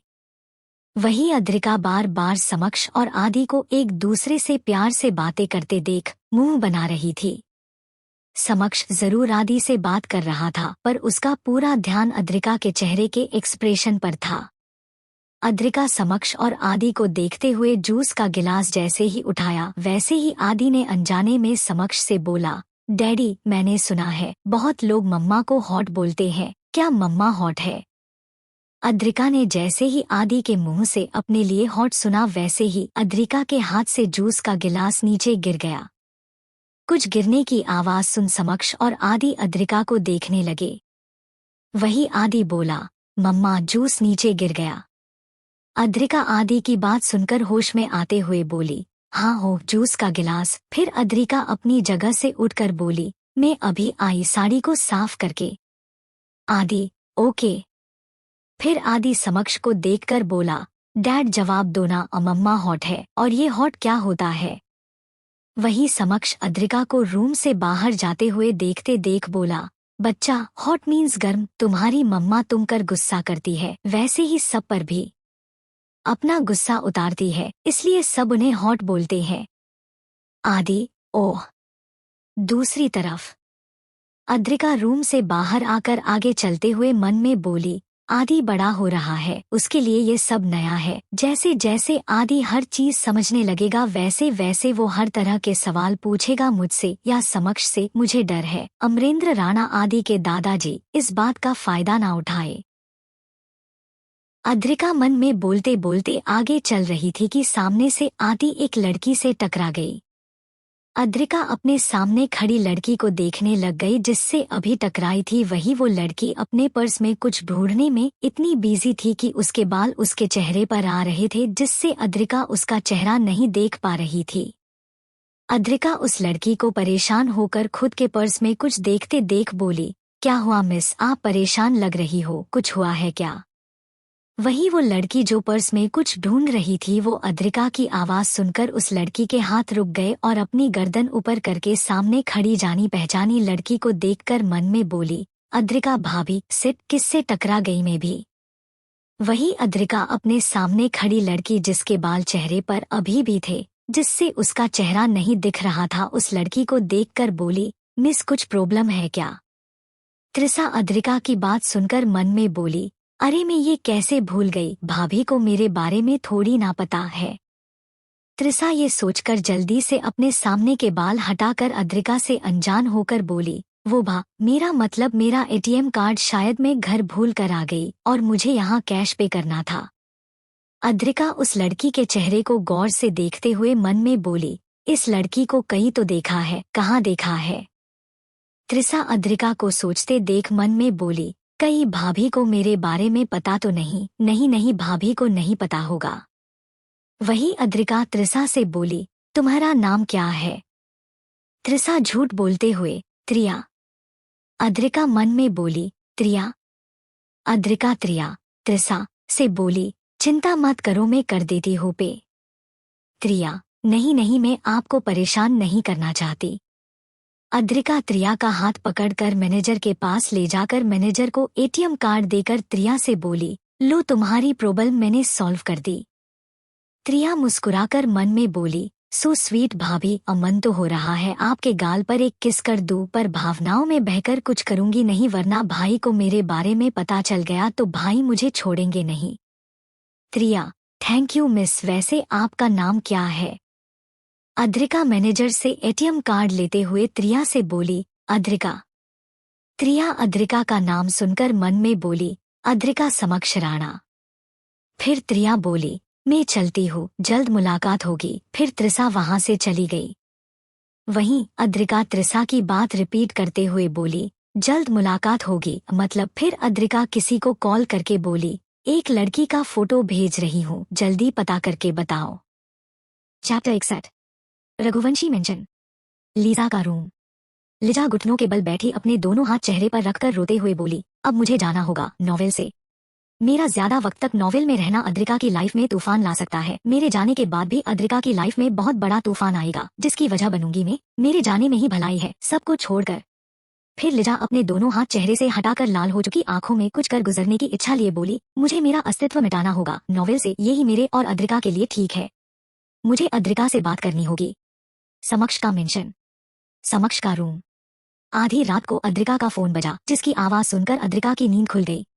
अद्रिका अपने पास लेटे समक्ष आदि को देखकर आहिस्ते से बेड से उठी और अपना फोन लेकर बालकनी में चली गई। वहीं अद्रिका के बालकनी में जाते ही समक्ष की नींद खुल गई। फिर समक्ष जिस तरफ अद्रिका गई उस तरफ अपनी भावहीन नजरों से देखने लगा। अद्रिका बालकनी में आकर कॉल रिसीव किया और सामने वाले की बात सुनकर एक्सप्रेशन लेस चेहरे के साथ बोली, मम मुझे शक था कोई बात नहीं, त्रिया उर्फ त्रिसा को एंजॉय करने दो। त्रिसा की सिक्योरिटी के लिए गार्ड तैनात कर दो, त्रिसा को कोई प्रॉब्लम नहीं होनी चाहिए। फिर अद्रिका कॉल काट कर अंदर रूम में गई और सामने बेड पर सोए समक्ष और आदि को एक दूसरे को गले लगे सोते देख अद्रिका आहिस्ते से बेड के पास आकर लेट गई। वहीं समक्ष ने अद्रिका के बेड पर लेटते ही अपनी आंखें झट से खोली और अद्रिका को देखकर मन में बोला, अद्रिका कुछ तो बात है जो मुझसे छुपाई जा रही है, जल्दी बता दोगी तो तुम्हारे लिए बेहतर है। अगले दिन एक कमरा जहां हर तरफ सिर्फ सन्नाटा ही सन्नाटा था, उस सन्नाटे में अद्रिका की आवाज गूंज रही थी जो लिजा को समझा रही थी। अद्रिका लिजा के गालों को अपने दोनों हाथ से पकड़कर प्यार से समझाते हुए बोली, लिजा लिजा तुम समझ क्यों नहीं रही हो, क्यों जाना है तुम्हें मुझे छोड़कर? लिजा अद्रिका के हाथों को अपने गालों से हटाकर अद्रिका से 2 कदम पीछे जाकर बोली, मेरे यहाँ से जाने के पीछे की एक बहुत स्ट्रोंग वजह है। अद्रिका लीजा के तरफ अपने कदम बढ़ाते हुए बोली, लीजा मैं नहीं जानती तुम्हारी कौन सी स्ट्रांग वजह है जिसके कारण तुम मुझे छोड़कर जा रही हो। तुम मुझे बताओ, हम बैठकर उस वजह का हल निकलेंगे लिजा, पर ऐसे छोड़कर जाना सही नहीं है।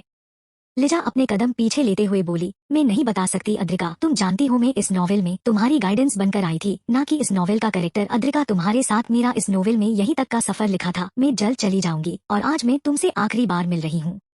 अद्रिका लीजा के तरफ अपने कदम बढ़ाते हुए बोली, नहीं तुम कहीं नहीं जा रही हो, तुम्हारे ना रहने पर मेरा इस नॉवेल में रहना मुश्किल हो जाएगा। वहीं लिजा अद्रिका की बात सुनकर चिल्लाते हुए बोली, मेरे यहाँ रहने से तुम्हारी प्रॉब्लम खत्म नहीं होगी बल्कि बढ़ेगी, मैं नहीं चाहती मेरे कारण तुम्हें कोई प्रॉब्लम का सामना करना पड़े। फिर लिजा उस कमरे से निकल गई। लीजा के निकलने के बाद अद्रिका एक्सप्रेशन लेस होकर बोली, लीजा मैं तुम्हें कहीं नहीं जाने दूंगी किसी भी हाल में। फिर अद्रिका भी निकल गई वहां से। Rana mansion. Study room. Rahul Rana Amarendra Rana से बोले, डैड अभी अद्रिका और उसकी फ्रेंड लीजा जो अक्षत रघुवंशी की पर्सनल सेक्रेटरी है, उन दोनों को एक सुनसान इलाके के एक छोटे से घर से निकलते देखा है, सुना है घर के अंदर से चिल्लाने की आवाज आ रही थी। अमरेंद्र राणा, हम लिजा अक्षत को सेक्रेटरी नाइस। वही स्टडी रूम के बाहर कविता सनाया की मुंह निकल रही थी कि अद्रिका का नाम सुनकर वही रुक गई और अमरेंद्र राणा और राहुल राणा की बात सुनकर मन में बोली, क्या ये सब भी अद्रिका के पीछे पड़े हैं? अगर ऐसा है तो मेरे लिए बहुत अच्छा मौका है, एक बार सनाया से बात करके इस बात को कंफर्म कर लेती हूँ, इस बार जरा सी भी लापरवाही नहीं करूंगी। चैप्टर 62। कविता सनाया के रूम के पास आकर गेट नोक करा ही था कि गेट अपने आप खुल गया। कविता ये देखकर बोली, कमाल है, रूम का गेट खुला है, पहले तो रूम का गेट बंद किए बिना चैन नहीं आता था सनाया को।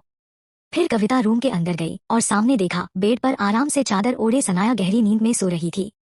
कविता ये देखकर अपने माथे पर हाथ मारते हुए बोली, इस सनाया का कुछ नहीं हो सकता, अपने आसपास क्या चल रहा है इसकी भी खबर नहीं है, मैं क्या इससे बात कंफर्म करने आई थी। फिर कविता सनाया के पास जाकर सनाया को उठाते हुए बोली, सनाया सनाया उठो, दोपहर हो चुकी है और तुम्हारी नींद पूरी नहीं हुई, अभी तक उठो। वहीं सनाया अपनी मोम को आवाज सुनकर धीरे धीरे अपनी आंखें खोलने लगी और अपने सामने खड़ी अपनी मोम को देखकर बेड से उठकर बैठ गई और अपनी आंखें मसलते हुए बोली, मोम आपको चैन नहीं मिलता मुझे परेशान किए बिना, कितनी मीठी नींद आ रही थी। कविता सनाया की बात सुनकर सनाया के कंधे पर मारते हुए सनाया के पास बैठ गई और सनाया को घूरते हुए बोली, पहले तो जल्दी उठ जाया करती थी, अब क्या हो गया तुम्हें, इतनी लेट उठ रही हो। सनाया अपनी मॉम की बात सुनकर हैरानी से बोली, क्या आज फिर मुझे लेट हो गया। कविया सनाया की बात सुनकर बोली, आज फिर लेट हो गया मतलब। सनाया, मोम आजकल मुझे बहुत नींद आने लगी है, कुछ भी करने का मन नहीं होता, बस सिर्फ चटपटा खाने का मन होता है। कविता हैरान होकर, क्या। सनाया, ये सब सिम्टम्स प्रेगनेंसी है, मैंने बोला था चेक करा तुमने। सनाया मुंह बनाकर, नो। कविता सनाया की बात सुनकर सनाया पर चिल्लाते हुए बोली, सनाया पागल हो गई ही क्या, कितनी बड़ी बात है, अगर तुम प्रेग्नेंट हुई ना और ये खबर तुम्हारे डैड तक पहुंची तो वो सारा बिजनेस अद्रिका को दे देंगे। सनाया, व्हाट मोम, ये आप क्या कह रही है, नहीं मैं ऐसा नहीं होने दूंगी, मैं अभी हॉस्पिटल जा रही हूँ, अगर मैं प्रेग्नेंट हुई तो मैं अबॉर्शन करा लूंगी, मुझे मेरे सपने के बीच बच्चा नहीं चाहिए। कविता सनाया की बात सुनकर मुस्कुरा कर बोली, मुझे तुम पर गर्व है सनाया, तुम अपने सपने के बीच किसी को भी आने नहीं दोगी। दूसरी तरफ AR group of industry. Akshat cabin में बैठा आराम से फाइल रीड कर रहा था कि कैबिन का गेट खुला और एक के बाद एक एम्प्लॉय अंदर आकर फूलों के गुलदस्ते टेबल पर रखकर अक्षत को कांग्रेचुलेशन कह कैबिन से निकल रहे थे। अक्षत ये देखकर हैरान और परेशान होकर अपनी सीट से उठा और टेबल पर पड़े एक फूलों के गुलदस्ते को उठाकर हैरानी से बोला, क्या हो गया है, सबको किस बात की कांग्रेचुलेशन कह रहे थे। अक्षत बोल ही रहा था कि कैबिन का गेट फिर खुला और एक लेडी एम्प्लॉय अपने हाथों में फूलों का गुलदस्ता लिए कैबिन में आई और मुस्कुराते हुए अक्षत को देते हुए बोली, कांग्रेचुलेशन सर, आपको और लीजा मैम को बधाई हो। अक्षत हैरान होकर बोला, व्हाट। लीजा, किस बात की कांग्रेचुलेशन बोल रही हो, ऐसा क्या हुआ है, कोई डील मिली है। लेडी एम्प्लॉय मुस्कुराते हुए, क्या सर आप भी कब तक छुपाएंगे, आप और लीजा मैम रिलेशनशिप में आ चुके हैं। अक्षत आंखें फाड़े हैरान होकर बोला, व्हाट रिलेशनशिप, मैं और लीजा, किसने बोला तुम्हें और सभी को। लेडी एम्प्लॉय, सर कल आप और लीजा मैम होटल गए थे, वहाँ पर आपने लीजा मैम को घुटने के बल पर बैठकर प्रपोज किया था, ये सब हमारे एक एम्प्लॉय ने देखा था कल होटल में। अक्षत लेडी एम्प्लॉय की बात सुनकर अपने सर पर हाथ रखकर बोला, अरे वो सब तुम सबको गलतफहमी हुई है। लेडी एम्प्लॉय, कैसी गलतफहमी सर, मेरे पास एक फोटो है जिसमें आप लीजा मैम को प्रपोज कर रहे थे। अक्षत, क्या, किस किस के पास फोटो है, मेरा और लीजा के। लेडी एम्प्लॉय, सब एम्प्लॉय के पास है सर। अक्षत अपना सर दबाते हुए बोला, सबसे बोलो फोटो डिलीट करे और एक फोटो मेरे फोन पर सेंड करना राइट नाउ। लेडी एम्प्लॉय, अजी सर। फिर लेडी एम्प्लॉय कैबिन से निकल गई।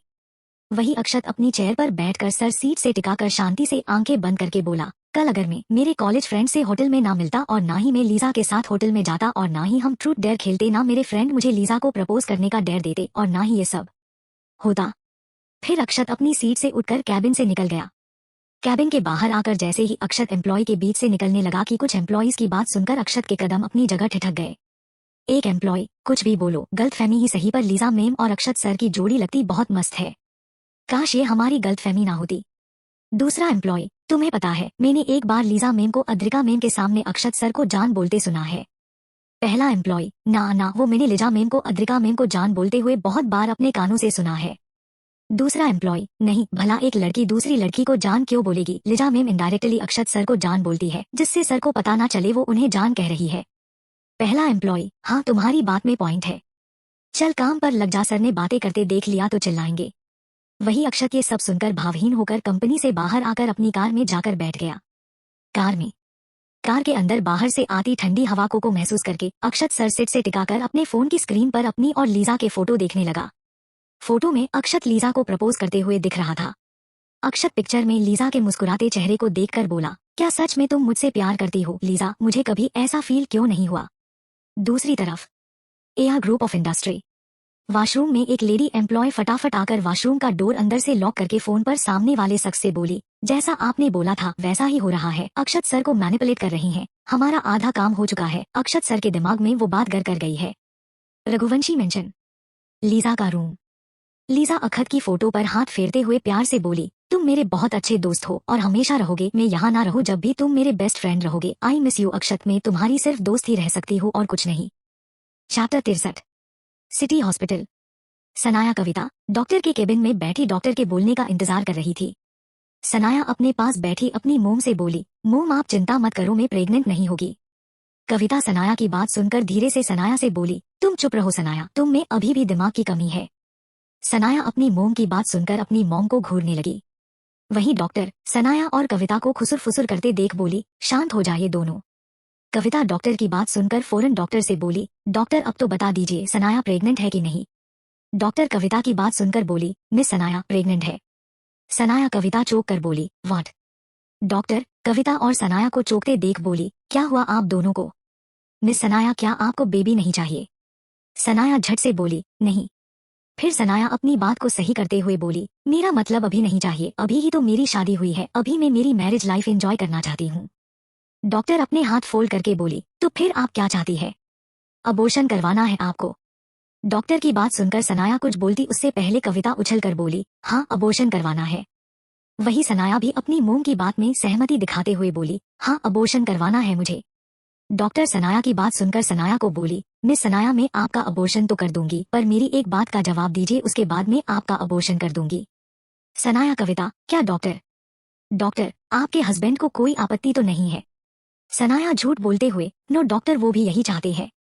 डॉक्टर हम फिर डॉक्टर एक फाइल सनाया को देते हुए बोली, मिस सनाया आपके हस्बैंड के इस फाइल में सिग्नेचर चाहिएंगे, उसके बाद ही आपका अबॉर्शन होगा। सनाया चौंक कर बोली, व्हाट। कविता हस्बैंड के सिग्नेचर क्यों चाहिए आपको, जबकि दोनों की सहमति से तो करवा रहे हैं अबॉर्शन। डॉक्टर अब रूल बदल चुके हैं, बिना हस्बैंड वाइफ की परमिशन पेपर पर सिग्नेचर किए बिना अबॉर्शन नहीं किया जा सकता। सनाया चौंक कर अपनी मोम को देखने लगी। वहीं कविता कुछ सोचकर बोली, जी डॉक्टर। फिर कविता सनाया को लेकर कैबिन से निकल गई।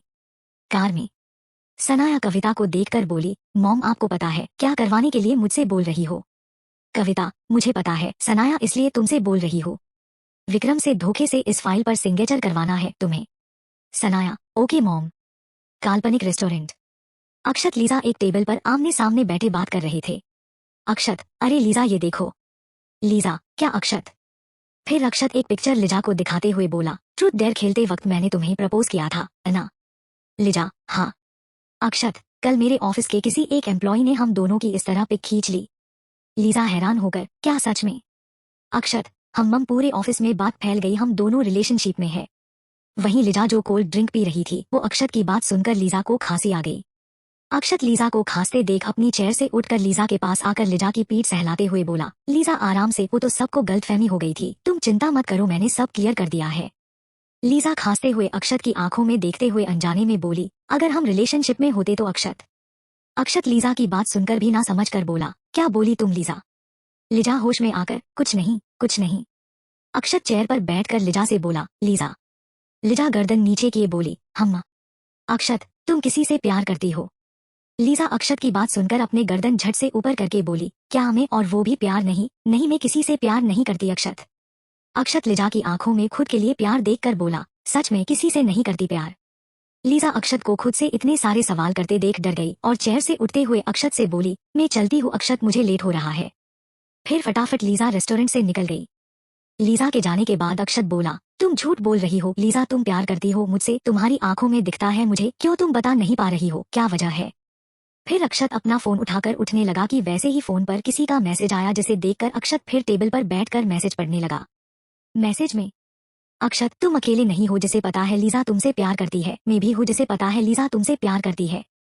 लीजा तुम्हें अपने दिल की बात बताने से डर रही है, जिसकी वजह है तुम्हारी बहन, तुम्हारा शुभचिंतक। अक्षत मैसेज पढ़कर गुस्से से बोला, कौन है जो मेरी दी को बीच में ला रहा है, ये शुभचिंतक कौन है, उसे कैसे पता मेरे और लीजा के बारे में। मेरी दी से क्यों डरेगी लीजा कुछ भी।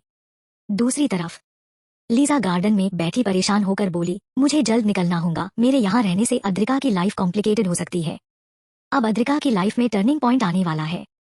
अक्षत तुम कितने सीधे और भोले हो, दोस्ती को प्यार समझ लिया तुमने, मैं बताना चाहूँ भी तो नहीं बता सकती किसी को भी, अगर बताने की कोशिश की तो मैं उसी वक्त नॉवेल से निकल जाऊंगी, और मैं ऐसे नहीं निकलना चाहती, मैं अपना पहले अस्तित्व मिटाना चाहती हूँ। दूसरी तरफ अक्षत अद्रिका को फोन लगाते हुए बोला, दी फोन उठाओ जल्दी, कहाँ बिजी हो, मुझे आपको बहुत जरूरी बात बतानी है। थोड़ी देर की मशक्कत के बाद भी अद्रिका के कॉल ना उठाते देख अक्षत बोला, आजकल दी को क्या हो गया है, मेरा ना फोन उठाती है ना मुझसे मिलने आती है। चैप्टर 64। लीजा के रूम के बाहर कब से खड़ा अक्षत गेट नॉक करते हुए बोले जा रहा था।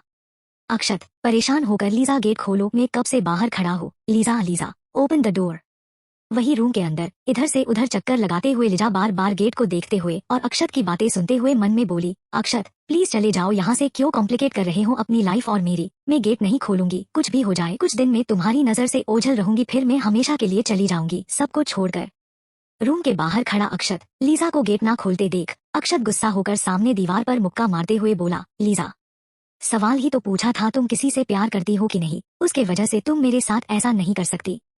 फिर अक्षत का ध्यान अपने फोन पर गया, उसे देखकर अक्षत चिड़चिड़े स्वर में दी शब्द पर जोर देते हुए बोला, दी क्या हो गया है आपको, आपके पास मेरे लिए टाइम क्यों नहीं है, क्यों हर वक्त कोई ना कोई काम के वजह से आप मुझसे मिलने के लिए मना कर देती है। फिर अक्षत लीजा के रूम के बंद गेट को देखकर निकल गया। अक्षत के जाने के बाद कविता लीजा के रूम के बाहर खड़ी होकर अक्षत को गुस्से से जाते हुए देखते देख मुस्कुराकर बोली, सब प्लान के हिसाब से हो रहा है अद्रिका, बहुत शौक है ना तुम्हें हर चीज पर हक जमाने का, तुम में बहुत घमंड भर गया है ना, अब देखो मैं कैसे तुम्हारा घमंड तोड़ती हूँ। तुम्हारे दिल के करीब तुम्हारा भाई अक्षत तुम्हारे खिलाफ होगा, वो भी बहुत जल्द। सुनसान गोदाम जहाँ हर तरफ सन्नाटा ही सन्नाटा, उस सन्नाटे में गोदाम के बीचों बीच कुर्सी पर बैठी अद्रिका अपने होठों पर गन की नोक बार बार टच करते हुए अपने सामने खड़े आदमी को अपनी खुखार आंखों से देखते हुए बोली, तुम पर मैंने बहुत भरोसा किया मिस्टर यादव, मैंने कभी सोचा नहीं था तुम मुझे इस हद तक धोखा दोगे। मैं हर वक्त शांत रहती हूँ, क्योंकि मुझे शांति से हर प्रॉब्लम सॉल्व करना आता है। फिर अद्रिका अपने अंडर काम कर रहे आदमियों को देखते हुए बोली, अगर तुम सब मेरा गर्म मिजाज देखना चाहते हो तो तैयार हो जाओ मेरे दूसरे रूप को देखने के लिए। फिर अद्रिका अपनी गन की नोक मिस्टर यादव को दिखाते हुए मिस्टर यादव को घुटने के बल पर खड़े होने का इशारा किया।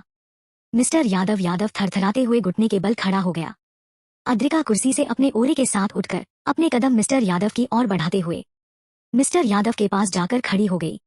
अद्रिका मिस्टर यादव की कनपटी पर गन रखकर सख्त आवाज में बोली, मुझे धोखे देने वाले और दूसरों की बातों में आकर अपनों से दुश्मनी पालने वालों से सख्त नफरत है। अद्रिका मिस्टर यादव की कनपटी पर गन का दबाव डालते हुए बोली, तैयार हो जाओ मरने के लिए, क्योंकि अद्रिका रघुवंशी धोखे देने वालों को छोड़ती नहीं है। फिर अद्रिका मिस्टर यादव को शूट कर देती। अद्रिका मिस्टर यादव के बेजान शरीर को जमीन पर गिरते हुए देखते देख अपने अंडर काम कर रहे आदमियों से बोली, इसे इसके घर पहुंचा दो, इसकी बीवी से बोल देना अपनों बच्चों की अच्छी परवरिश चाहती हो तो अपने पति के जगह काम पर आ जाए, एक बात और इसकी बीवी से कह देना उसके पति की मौत उसकी गद्दारी के वजह से मिली है। फिर अद्रिका अपनी वॉच में टाइम देखकर गोदाम से निकल गई। कार में अद्रिका कार के बाहर का नजारा देखते देखते अद्रिका की नजर अपने वाइब्रेट होते फोन पर गई, जिसे देखकर अद्रिका ने अपना फोन उठाया और स्क्रीन पर आ रहे नाम को पढ़ने लगी। अद्रिका नाम पढ़ते हुए उदास स्माइली अक्षत। अद्रिका अक्षत का नाम पढ़कर जैसे ही फोन उठाने गई वैसे ही फोन बंद हो गया। अद्रिका फोन को बंद होते देख बोली, ओह नो, फोन की बैटरी भी खत्म हो गई, अक्षत कब से फोन कर रहा होगा, मैंने ध्यान ही नहीं दिया।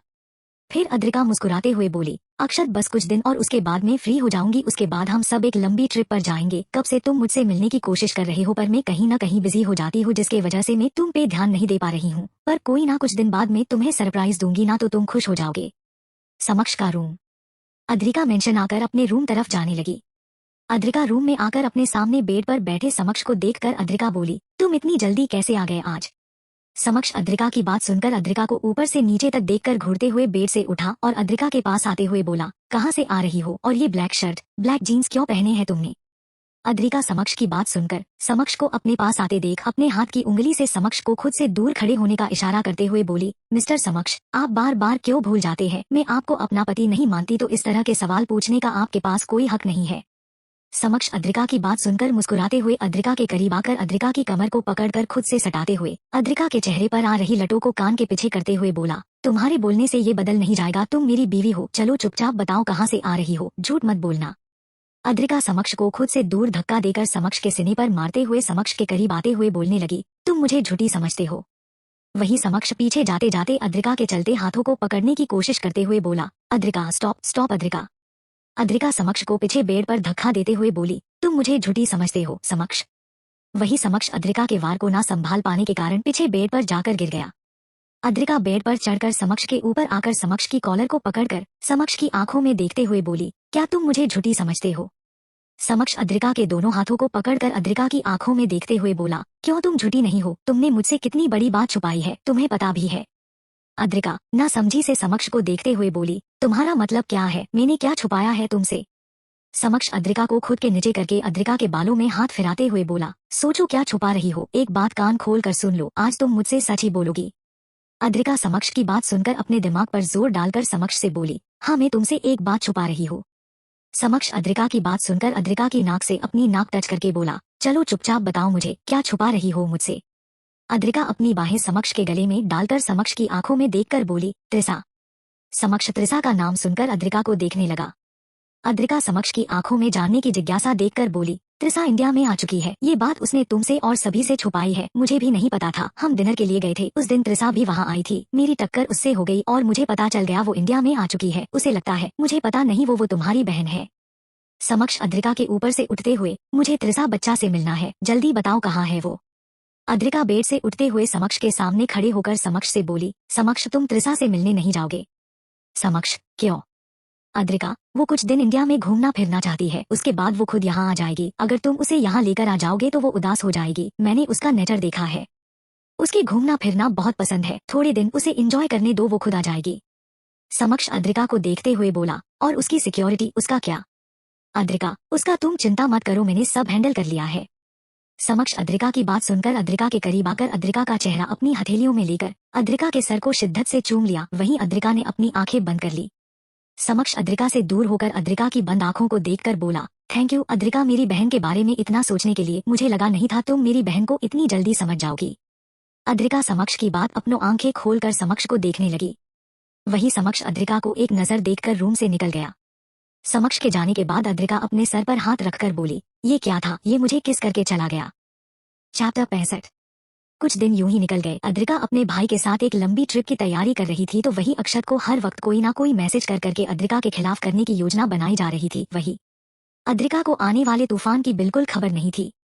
वही सनाया को अबॉर्शन पेपर पर विक्रम के सिग्नेचर करवाने के लिए हर दिन रात विक्रम के रूम में आने या बाहर कहीं मिलने का इंतजार करती, मगर विक्रम सनाया से ना मिलता ना ही सनाया के साथ एक रूम में सोता। कुछ दिन बाद समक्ष का mention. Dinner table. Adrika kitchen से खाने की डिश लाकर डिनर टेबल पर रखते हुए आदि से प्यार से बोली, आदि बच्चा, हम एक लंबी ट्रिप पर जाने वाले हैं। वहीं आदि अद्रिका की बात सुनकर खुश होकर बोला, सच्ची मम्मा? अद्रिका चेयर पर बैठते हुए, हाँ। वही समक्ष अद्रिका की बात सुनकर बोला, तुमने मुझसे पहले क्यों नहीं बोला, मैं तैयारी कर लेता ट्रिप की। अद्रिका समक्ष को देखकर, अभी प्लान बनाया है, अक्षत और लिजा से बात कर ले, उसके बाद फिर मन में, लीजा का जाना मुझे अब एक्सेप्ट करना होगा। लीजा के जाने से पहले उसे एक यादगार यादें दूंगी जिससे वो हमेशा हमें याद रखे। फिर अद्रिका लंच करने लगी कि अद्रिका का फोन बजा। अद्रिका फोन की आवाज सुनकर आदि से बोली, आदि बच्चा फोन दो। आदि अद्रिका की बात सुनकर अपने पास रखे अद्रिका के फोन की स्क्रीन पर आ रहे नाम को पढ़कर बोला, मम्मा लिजा का कॉल है। फिर आदि अद्रिका को फोन देने के बजाय फोन रिसीव करके स्पीकर पर रख देता। वही अद्रिका आदि से कुछ बोलती उससे पहले ही लिजा की बात सुनकर चौंक जाती। लीजा दुखी स्वर बोली, फोन पर अद्रिका, मैं जा रही हूँ, एक बार तुमसे मिलना है, प्लीज आ जाओ, मैं लोकेशन सेंड करती हूँ। अद्रिका लिजा की बात सुनकर झट से चेयर से उठकर फोन अपने हाथ में लेकर लिजा से बोली, लिजा लिजा मेरी बात सुनो। लिजा की आवाज न आते देख अद्रिका फोन को देखती जहाँ लिजा फोन काट चुकी थी। वही समक्ष आदि लिजा की बात सुनकर अद्रिका के सामने आकर एक साथ बोले, लीजा कहाँ जा रही है मम्मा अद्रिका? अद्रिका आदि और समक्ष को देखकर आदि से बोली, बच्चा वो लंदन जा रही है एक इम्पोर्टेंट काम के वजह से, आप रूम में जाओ और होमवर्क करो। आदि, ओके मम्मा। फिर अद्रिका मेंशन से भागते हुए बाहर निकली, वहीं समक्ष भी अद्रिका के पीछे आने लगा। अद्रिका कार में बैठकर कार को स्टार्ट करने लगी कि समक्ष को कार में बैठते देख जल्दबाजी में बोली, समक्ष में अभी तुमसे भिड़ने के लिए मेरे पास वक्त नहीं है, उतरो कार से। समक्ष अद्रिका को घूरते हुए, कहाँ जा रही हो? अद्रिका, लीजा से मिलने। समक्ष, मैं भी चलूंगा, वो मेरी बहन है। अद्रिका हैरान होकर, बहन, तुम लीजा को बहन मानते हो? समक्ष, हाँ, तुम क्या समझी थी? अद्रिका कार स्टार्ट करके मेंशन से निकलते हुए समक्ष से बोली, nothing. AR group of industry. Cabin में चेयर से सर टिकाए बैठा अक्षत कुछ दिन से हो रही हादसों को याद करके अक्षत की मुट्ठी कस गई। अक्षत चेयर से सर उठाकर बोला, मैं विश्वास नहीं कर सकता मेरी दी ऐसा कर सकती है। और लीजा क्या हो गया है उसे, क्यों मुझसे दूर दूर भाग रही है? क्या वो शुभ चिंतक की सारी बातें सही है, दी गलत है? नहीं नहीं, मैं अपनी दी के बारे में ऐसा कैसे सोच सकता हूँ? दी मुझसे बात क्यों नहीं कर रही, क्यों मुझसे मिलने नहीं आ रही? अक्षत बोल ही रहा था कि अक्षत के फोन पर मैसेज आया जिसे पढ़कर अक्षत के माथे की लकीरें खींच गई। मैसेज में, मुझे पता है तुम्हें मेरी बातों पर अभी भी विश्वास नहीं है, मेरे पास एक ऐसा सबूत है जिसे देखकर तुम्हारे दिल में बनी तुम्हारी बहन की छवि उतर जाएगी। इस लोकेशन पर पहुंच जाओ। तुम्हारा शुभ चिंतक। अक्षत मैसेज पढ़कर बोला, आज तो हो जाए दूध का दूध और पानी का पानी। फिर अक्षत भी निकल गया। चैप्टर 66। एक सुनसान इलाके के में आकर अद्रिका ने अपनी कार रोकी और कार से उतरते हुए समक्ष से रिक्वेस्ट करते हुए बोली, समक्ष प्लीज एक बार मेरी बात मानोगे। समक्ष कार से उतरकर अद्रिका की तरफ आते हुए बोला, क्या बात। अद्रिका, जब तक मैं तुमको ना बुलाऊं, जब तक तुम मेरे और लीजा के पास नहीं आओगे तुम बाहर खड़े रहोगे प्लीज समक्ष। समक्ष अद्रिका के चेहरे पर परेशानी देखकर एक बार में मानकर बोला, ओके, अगर तुमने मुझे जल्दी अंदर नहीं बुलाया तो मैं खुद अंदर आ जाऊंगा। अद्रिका लिजा के पास जाने की जल्दबाजी में बोली, हम। अद्रिका एक छोटे से घर में जाकर सामने देखा लिजा यहाँ से वहां चक्कर लगा रही है। अद्रिका ये देखकर लिजा की तरफ भागते हुए लीजा को कस के गले लगा लिया। वही लिजा अद्रिका को खुद के करीब महसूस करके अद्रिका को गले लगाकर रुआशी होकर बोली, अलविदा जान, मैं जा रही हूँ, हमेशा हमेशा के लिए। अद्रिका लिजा की बात सुनकर लिजा से दूर होकर एक जोरदार थप्पड़ लिजा के गाल पर मारते हुए बोली, चुप, एकदम चुप, पागल हो गया, मैंने बोला ना तुम नहीं जाओगी इतनी जल्दी। लिजा गर्दन झुकाकर, नहीं मुझे जाना है। अद्रिका गुस्से से लीजा के दोनों गालों को अपने हाथों में जकड़कर गुस्से से बोली, मैंने बोला चुप हो जाओ, तुम ऐसे नहीं जा सकती मुझे छोड़कर। लिजा अपनी भीगी पलकों को उठाकर अद्रिका की आंखों में देखते हुए बोली, अद्रिका मुझे दर्द हो रहा है, प्लीज मुझे छोड़ो। अद्रिका लीजा की बात सुनकर होश में आकर लिजा के गालों को छोड़कर गालों को सहलाते हुए बोली, सॉरी लिजा, मैंने गुस्से में आकर तुम्हारे गाल को इस तरह पकड़ा, मैं ऐसा करना नहीं चाहती थी, सॉरी। लीजा अद्रिका के दोनों हाथों को पकड़कर अद्रिका से मुस्कुराते हुए बोली, कोई बात नहीं जान, मैं जानती हूँ तुम मुझसे बहुत अटैच हो गई और गुस्से में तुमसे ये हो गया। अद्रिका आंखों में आंसू लिए लिजा के माथे पर प्यारी से किस करते हुए बोली, मत जाओ ना लिजा, अगर तुम्हें जाना ही है तो एक लंबी ट्रिप पर हम सब के साथ चलो, उसके बाद तुम चली जाना। लिजा, नहीं जान, और फिर मुझसे जाने की हिम्मत नहीं होगी यहाँ से। अद्रिका आंसू साफ करके बोली, ठीक है तुम्हें जाना है तो मैं तुम्हें रोकूंगी नहीं, पर अभी नहीं। लिजा अद्रिका से दूर होकर जिद करते हुए, नहीं मैं आज ही जाऊंगी, इस शरीर को त्याग कर। फिर लिजा गन निकालकर अपने माथे पर रखकर अद्रिका को देखते हुए बोली, अलविदा जान। अद्रिका लीजा को गन अपने माथे पर रखते देख डरते हुए, नो नो लिजा। लीजा नाम एक गर्दन हिलाकर जैसे ही ट्रिगर दबाने गई वैसे ही कोई पीछे से आया और लीजा से गन छीन कर दूर फेंक दिया।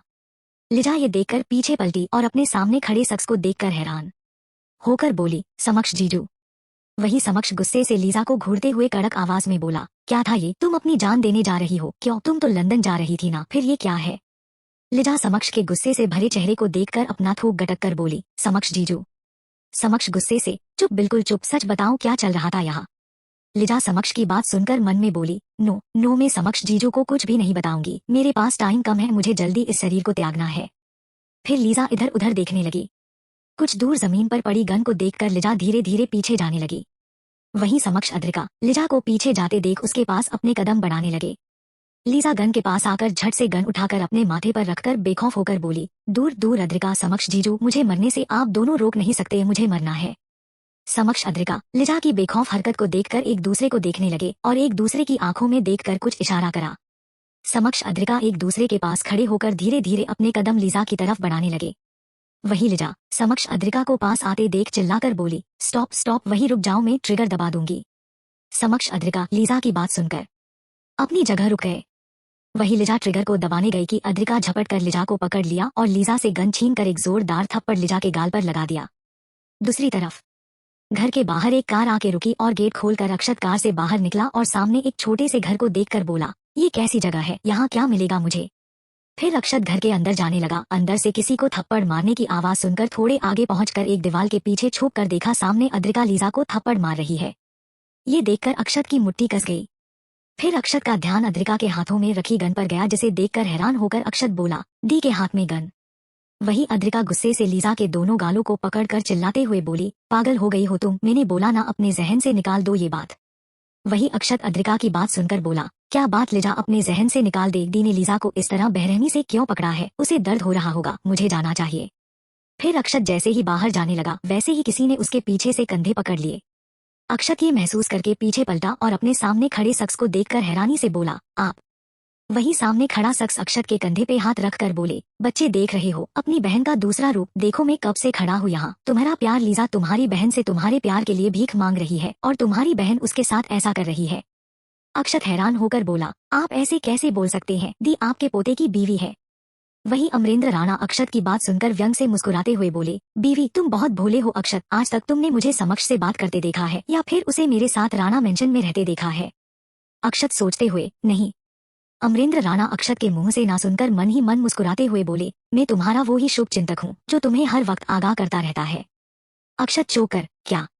अमरेंद्र राणा, हाँ अक्षत बच्चे, तुम्हारी बहन ने मेरे पोते को मेरे खिलाफ कर रखा है, जिस कारण वो मेरे साथ नहीं रहता। फिर अमरेंद्र राणा अक्षत को सामने अद्रिका और लिजा को दिखाते हुए बोला, देखो तुम्हारी बहन को जिसने मुझे मेरे पोते से दूर किया वैसे ही तुम्हें तुम्हारे प्यार से दूर कर रही है। अक्षत अमरेंद्र राणा की बात सुनकर सामने देखने लगा। वही सामने अद्रिका लीजा को एक और थप्पड़ मारकर बोली, मैंने बोला ना ये सब अपने जहन से निकाल दो। लीजा अपने गाल पर हाथ रखकर आंसू भरी आंखों से अद्रिका को देखते हुए बोली, नहीं तुम मुझे रोक नहीं सकती। फिर लीजा अद्रिका के हाथ से गन छीनने लगी। वही अद्रिका लीजा से गन छीनने की मशक्कत करने लगी। वही अक्षत के पीछे खड़े अमरेंद्र राणा अपने पॉकेट से साइलेंसर गन निकालकर अक्षत को भनक तक न लगे वैसे सामने लीजा पर शूट कर दिया। वही लीजा को गोली लगते देख अक्षत जोर से चिल्लाया, लीजा। फिर अक्षत भागते हुए लीजा के पास जाकर लीजा के सर को अपने गोद में रखकर लीजा के गालों को थपथपाते हुए बोला, लीजा लीजा उठो, तुम नहीं जा सकती मुझे ऐसे छोड़कर। वही सदमे में खड़ी अद्रिका कभी अपने हाथ में पकड़ी गन को देखती तो कभी लीजा के बेजान शरीर को।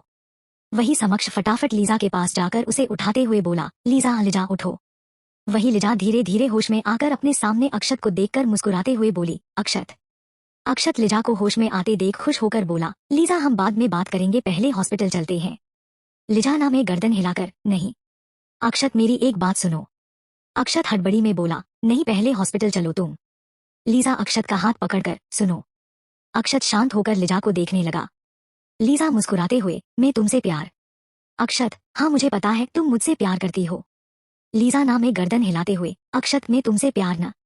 लीजा दर्द के चलते आधी बात ही बोल पाई थी कि लीजा की आंख हमेशा के लिए बंद हो गई। अक्षत लीजा की आंखें बंद करते देख जोर से चिल्लाते हुए बोला, लीजा। वही अद्रिका अक्षत के चिल्लाने से होश में आई और अपने सामने जमीन पर पड़ी लीजा को देखकर फटाफट लीजा के पास जाकर घुटने के बल बैठकर लीजा के गाल थपथपाते हुए बोली, लीजा लीजा उठो, देखो मुझे परेशान मत करो।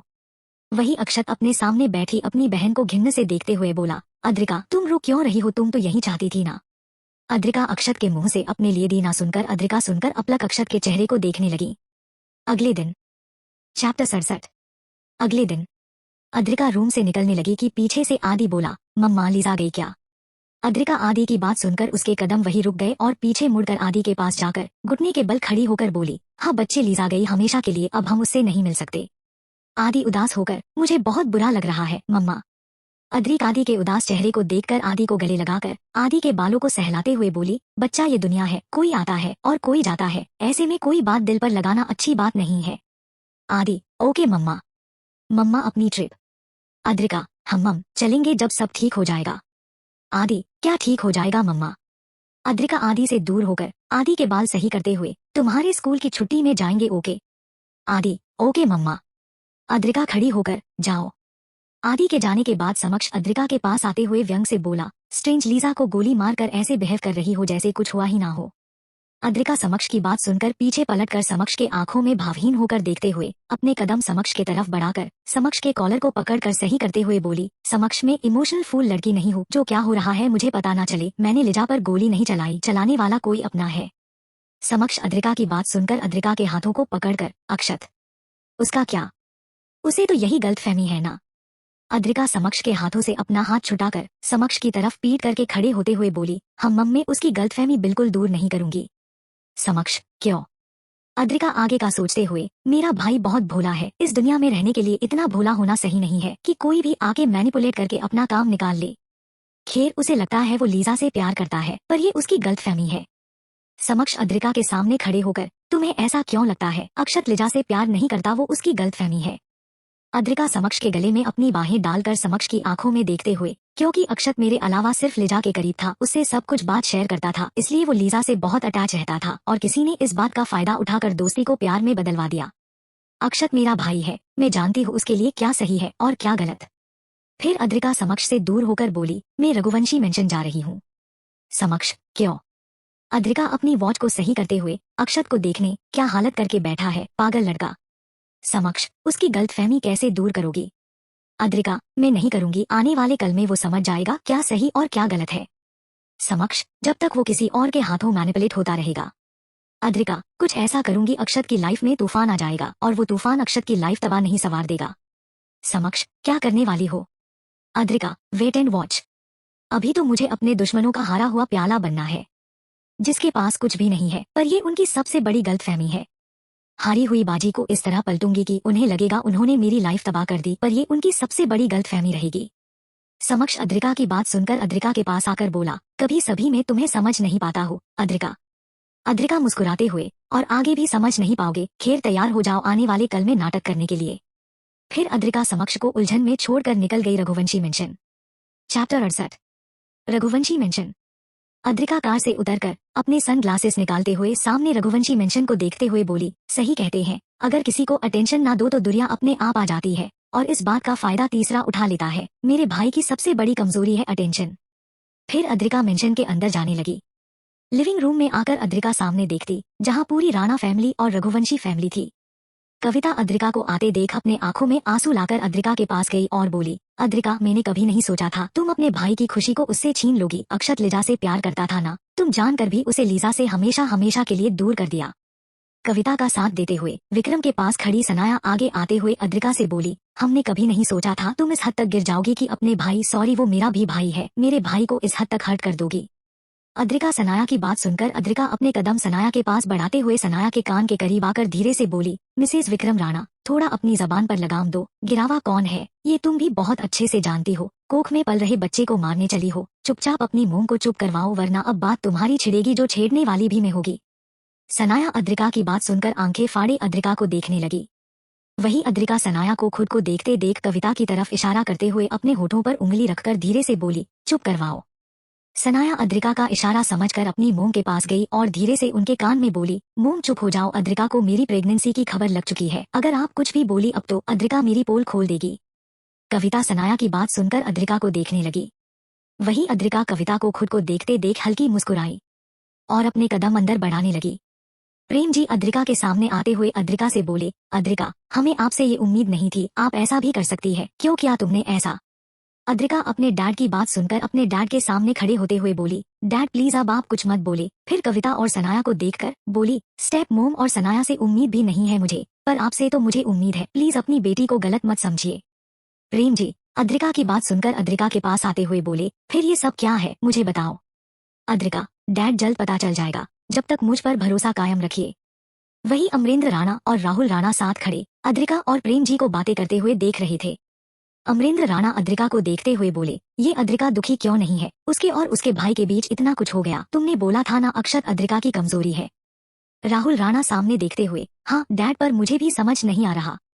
अमरेंद्र राणा आगे आते हुए अद्रिका से बोले, अद्रिका ये क्या सुन रहे हैं हम, तुमने लीजा को मार दिया, क्यों मारा उसे, तुम्हें पता नहीं अक्षत लीजा से प्यार करता है। अद्रिका अमरेंद्र राणा की ओर रुख मोड़ते हुए बोली, प्लीज मेरे भाई और मेरे बीच में आप ना बोले। अमरेंद्र राणा अद्रिका की बात सुनकर अद्रिका से बोले, तुम मुझसे ऐसे बात क्यों कर रही हो, तुम्हें पता है ना हम आपके दादा ससुर है। अद्रिका अपने हाथ फोल्ड करके बोली, हाँ आप मेरे दादा ससुर है, पर मैं नहीं मानती। क्यों? क्योंकि मेरे पति समक्ष राणा आपको अपना दादू नहीं मानते, उसी तरह मैं आपको अपना दादा ससुर नहीं मानती।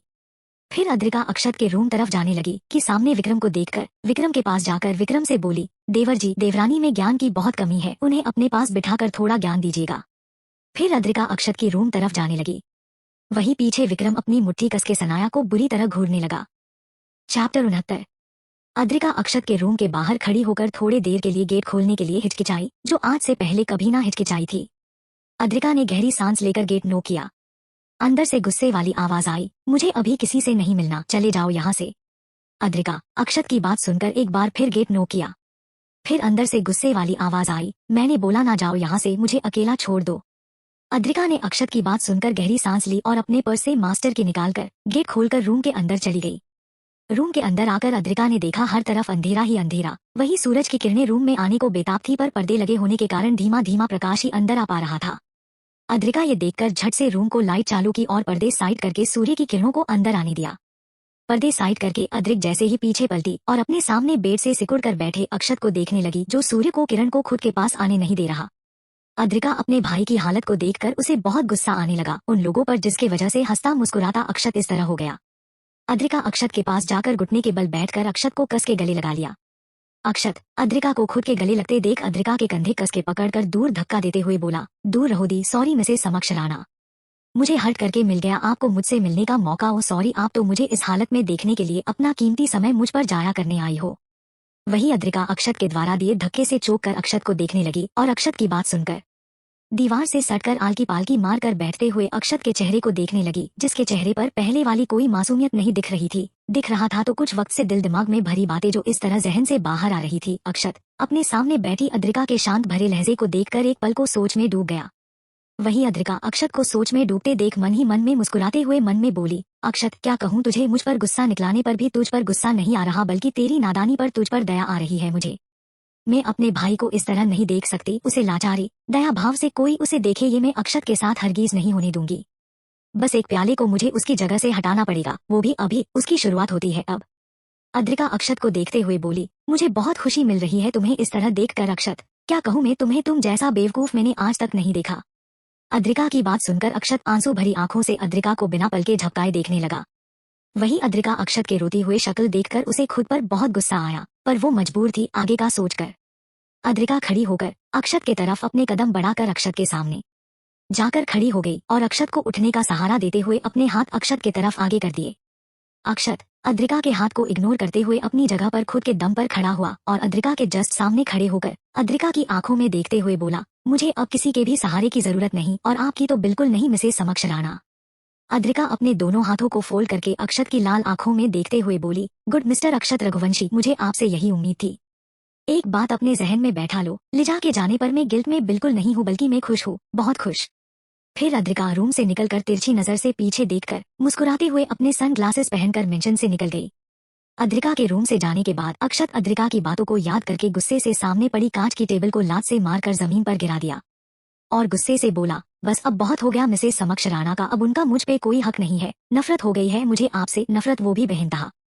रूम आते हुए अमरेंद्र राणा अक्षत को अद्रिका के खिलाफ भड़काते हुए बोले, देख लिया तुमने अपनी बहन का दूसरा रूप, तुम्हारे प्यार को मारने के बाद भी उसके चेहरे पर जरा सा भी गिल्ट है, बिल्कुल नहीं।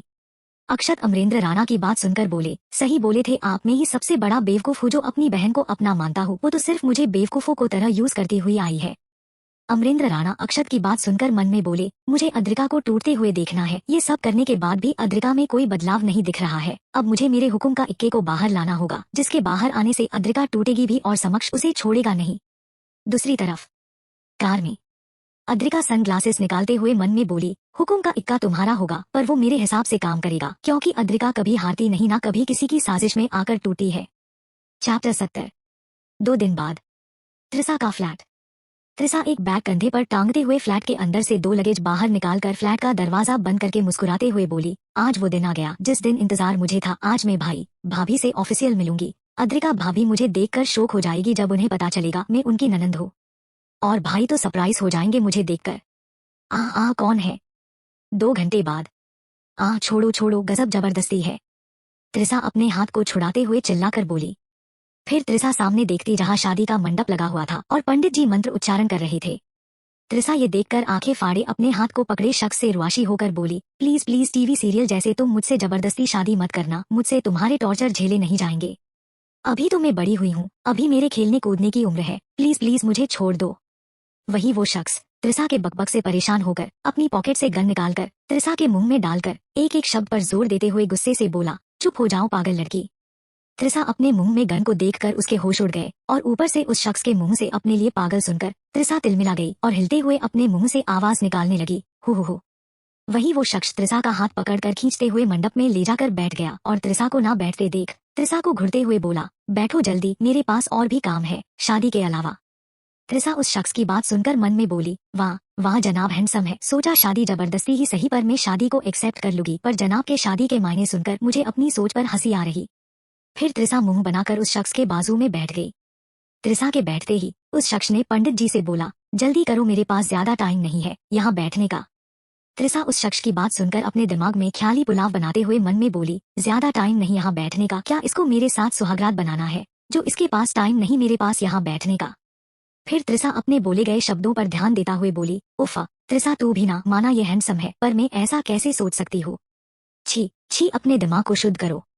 फिर त्रिसा उस शख्स को ऊपर से नीचे तक देखते हुए धीरे से उस शख्स के कान में बोली, सुनो मुझसे शादी तो कर रहे हो पर मेरी जिंदगी खराब मत करना, वो क्या है ना, जो लड़के हैंडसम होते हैं ना उनकी गर्लफ्रेंड भी होती है, तो तुम मुझे शादी के बाद अपनी गर्लफ्रेंड दिखा के सरप्राइज मत कर देना, और वरना मैं अपने भाई भुला लूंगी। वो शख्स त्रिसा की बात त्रिसा को घूरते हुए देखने लगा। त्रिसा उस शख्स को खुद को घूरते देख झेप कर बोली, अरे अरे मुझे घूरो मत, मैं अपने भाई से बोल दूंगी तुम्हें मारे नहीं, पर तुम्हारी गर्लफ्रेंड को इस दुनिया से दूसरी दुनिया में पहुंचा दे। मैं थोड़ी ना चाहूंगी मेरा पति मेरे भाई के हाथों मार खाए। वही वो शख्स त्रिसा की बात सुनकर अपनी गर्दन हिलाते हुए मन में बोला, बदला लेने के चक्कर में मैं पागल ना हो जाऊं इस लड़की के चक्कर में। वही त्रिसा उस शख्स को गहरी सोच में डूबते देख मन ही मन मुस्कुराई, जैसे जो वो करना चाहती थी वो काम हो गया।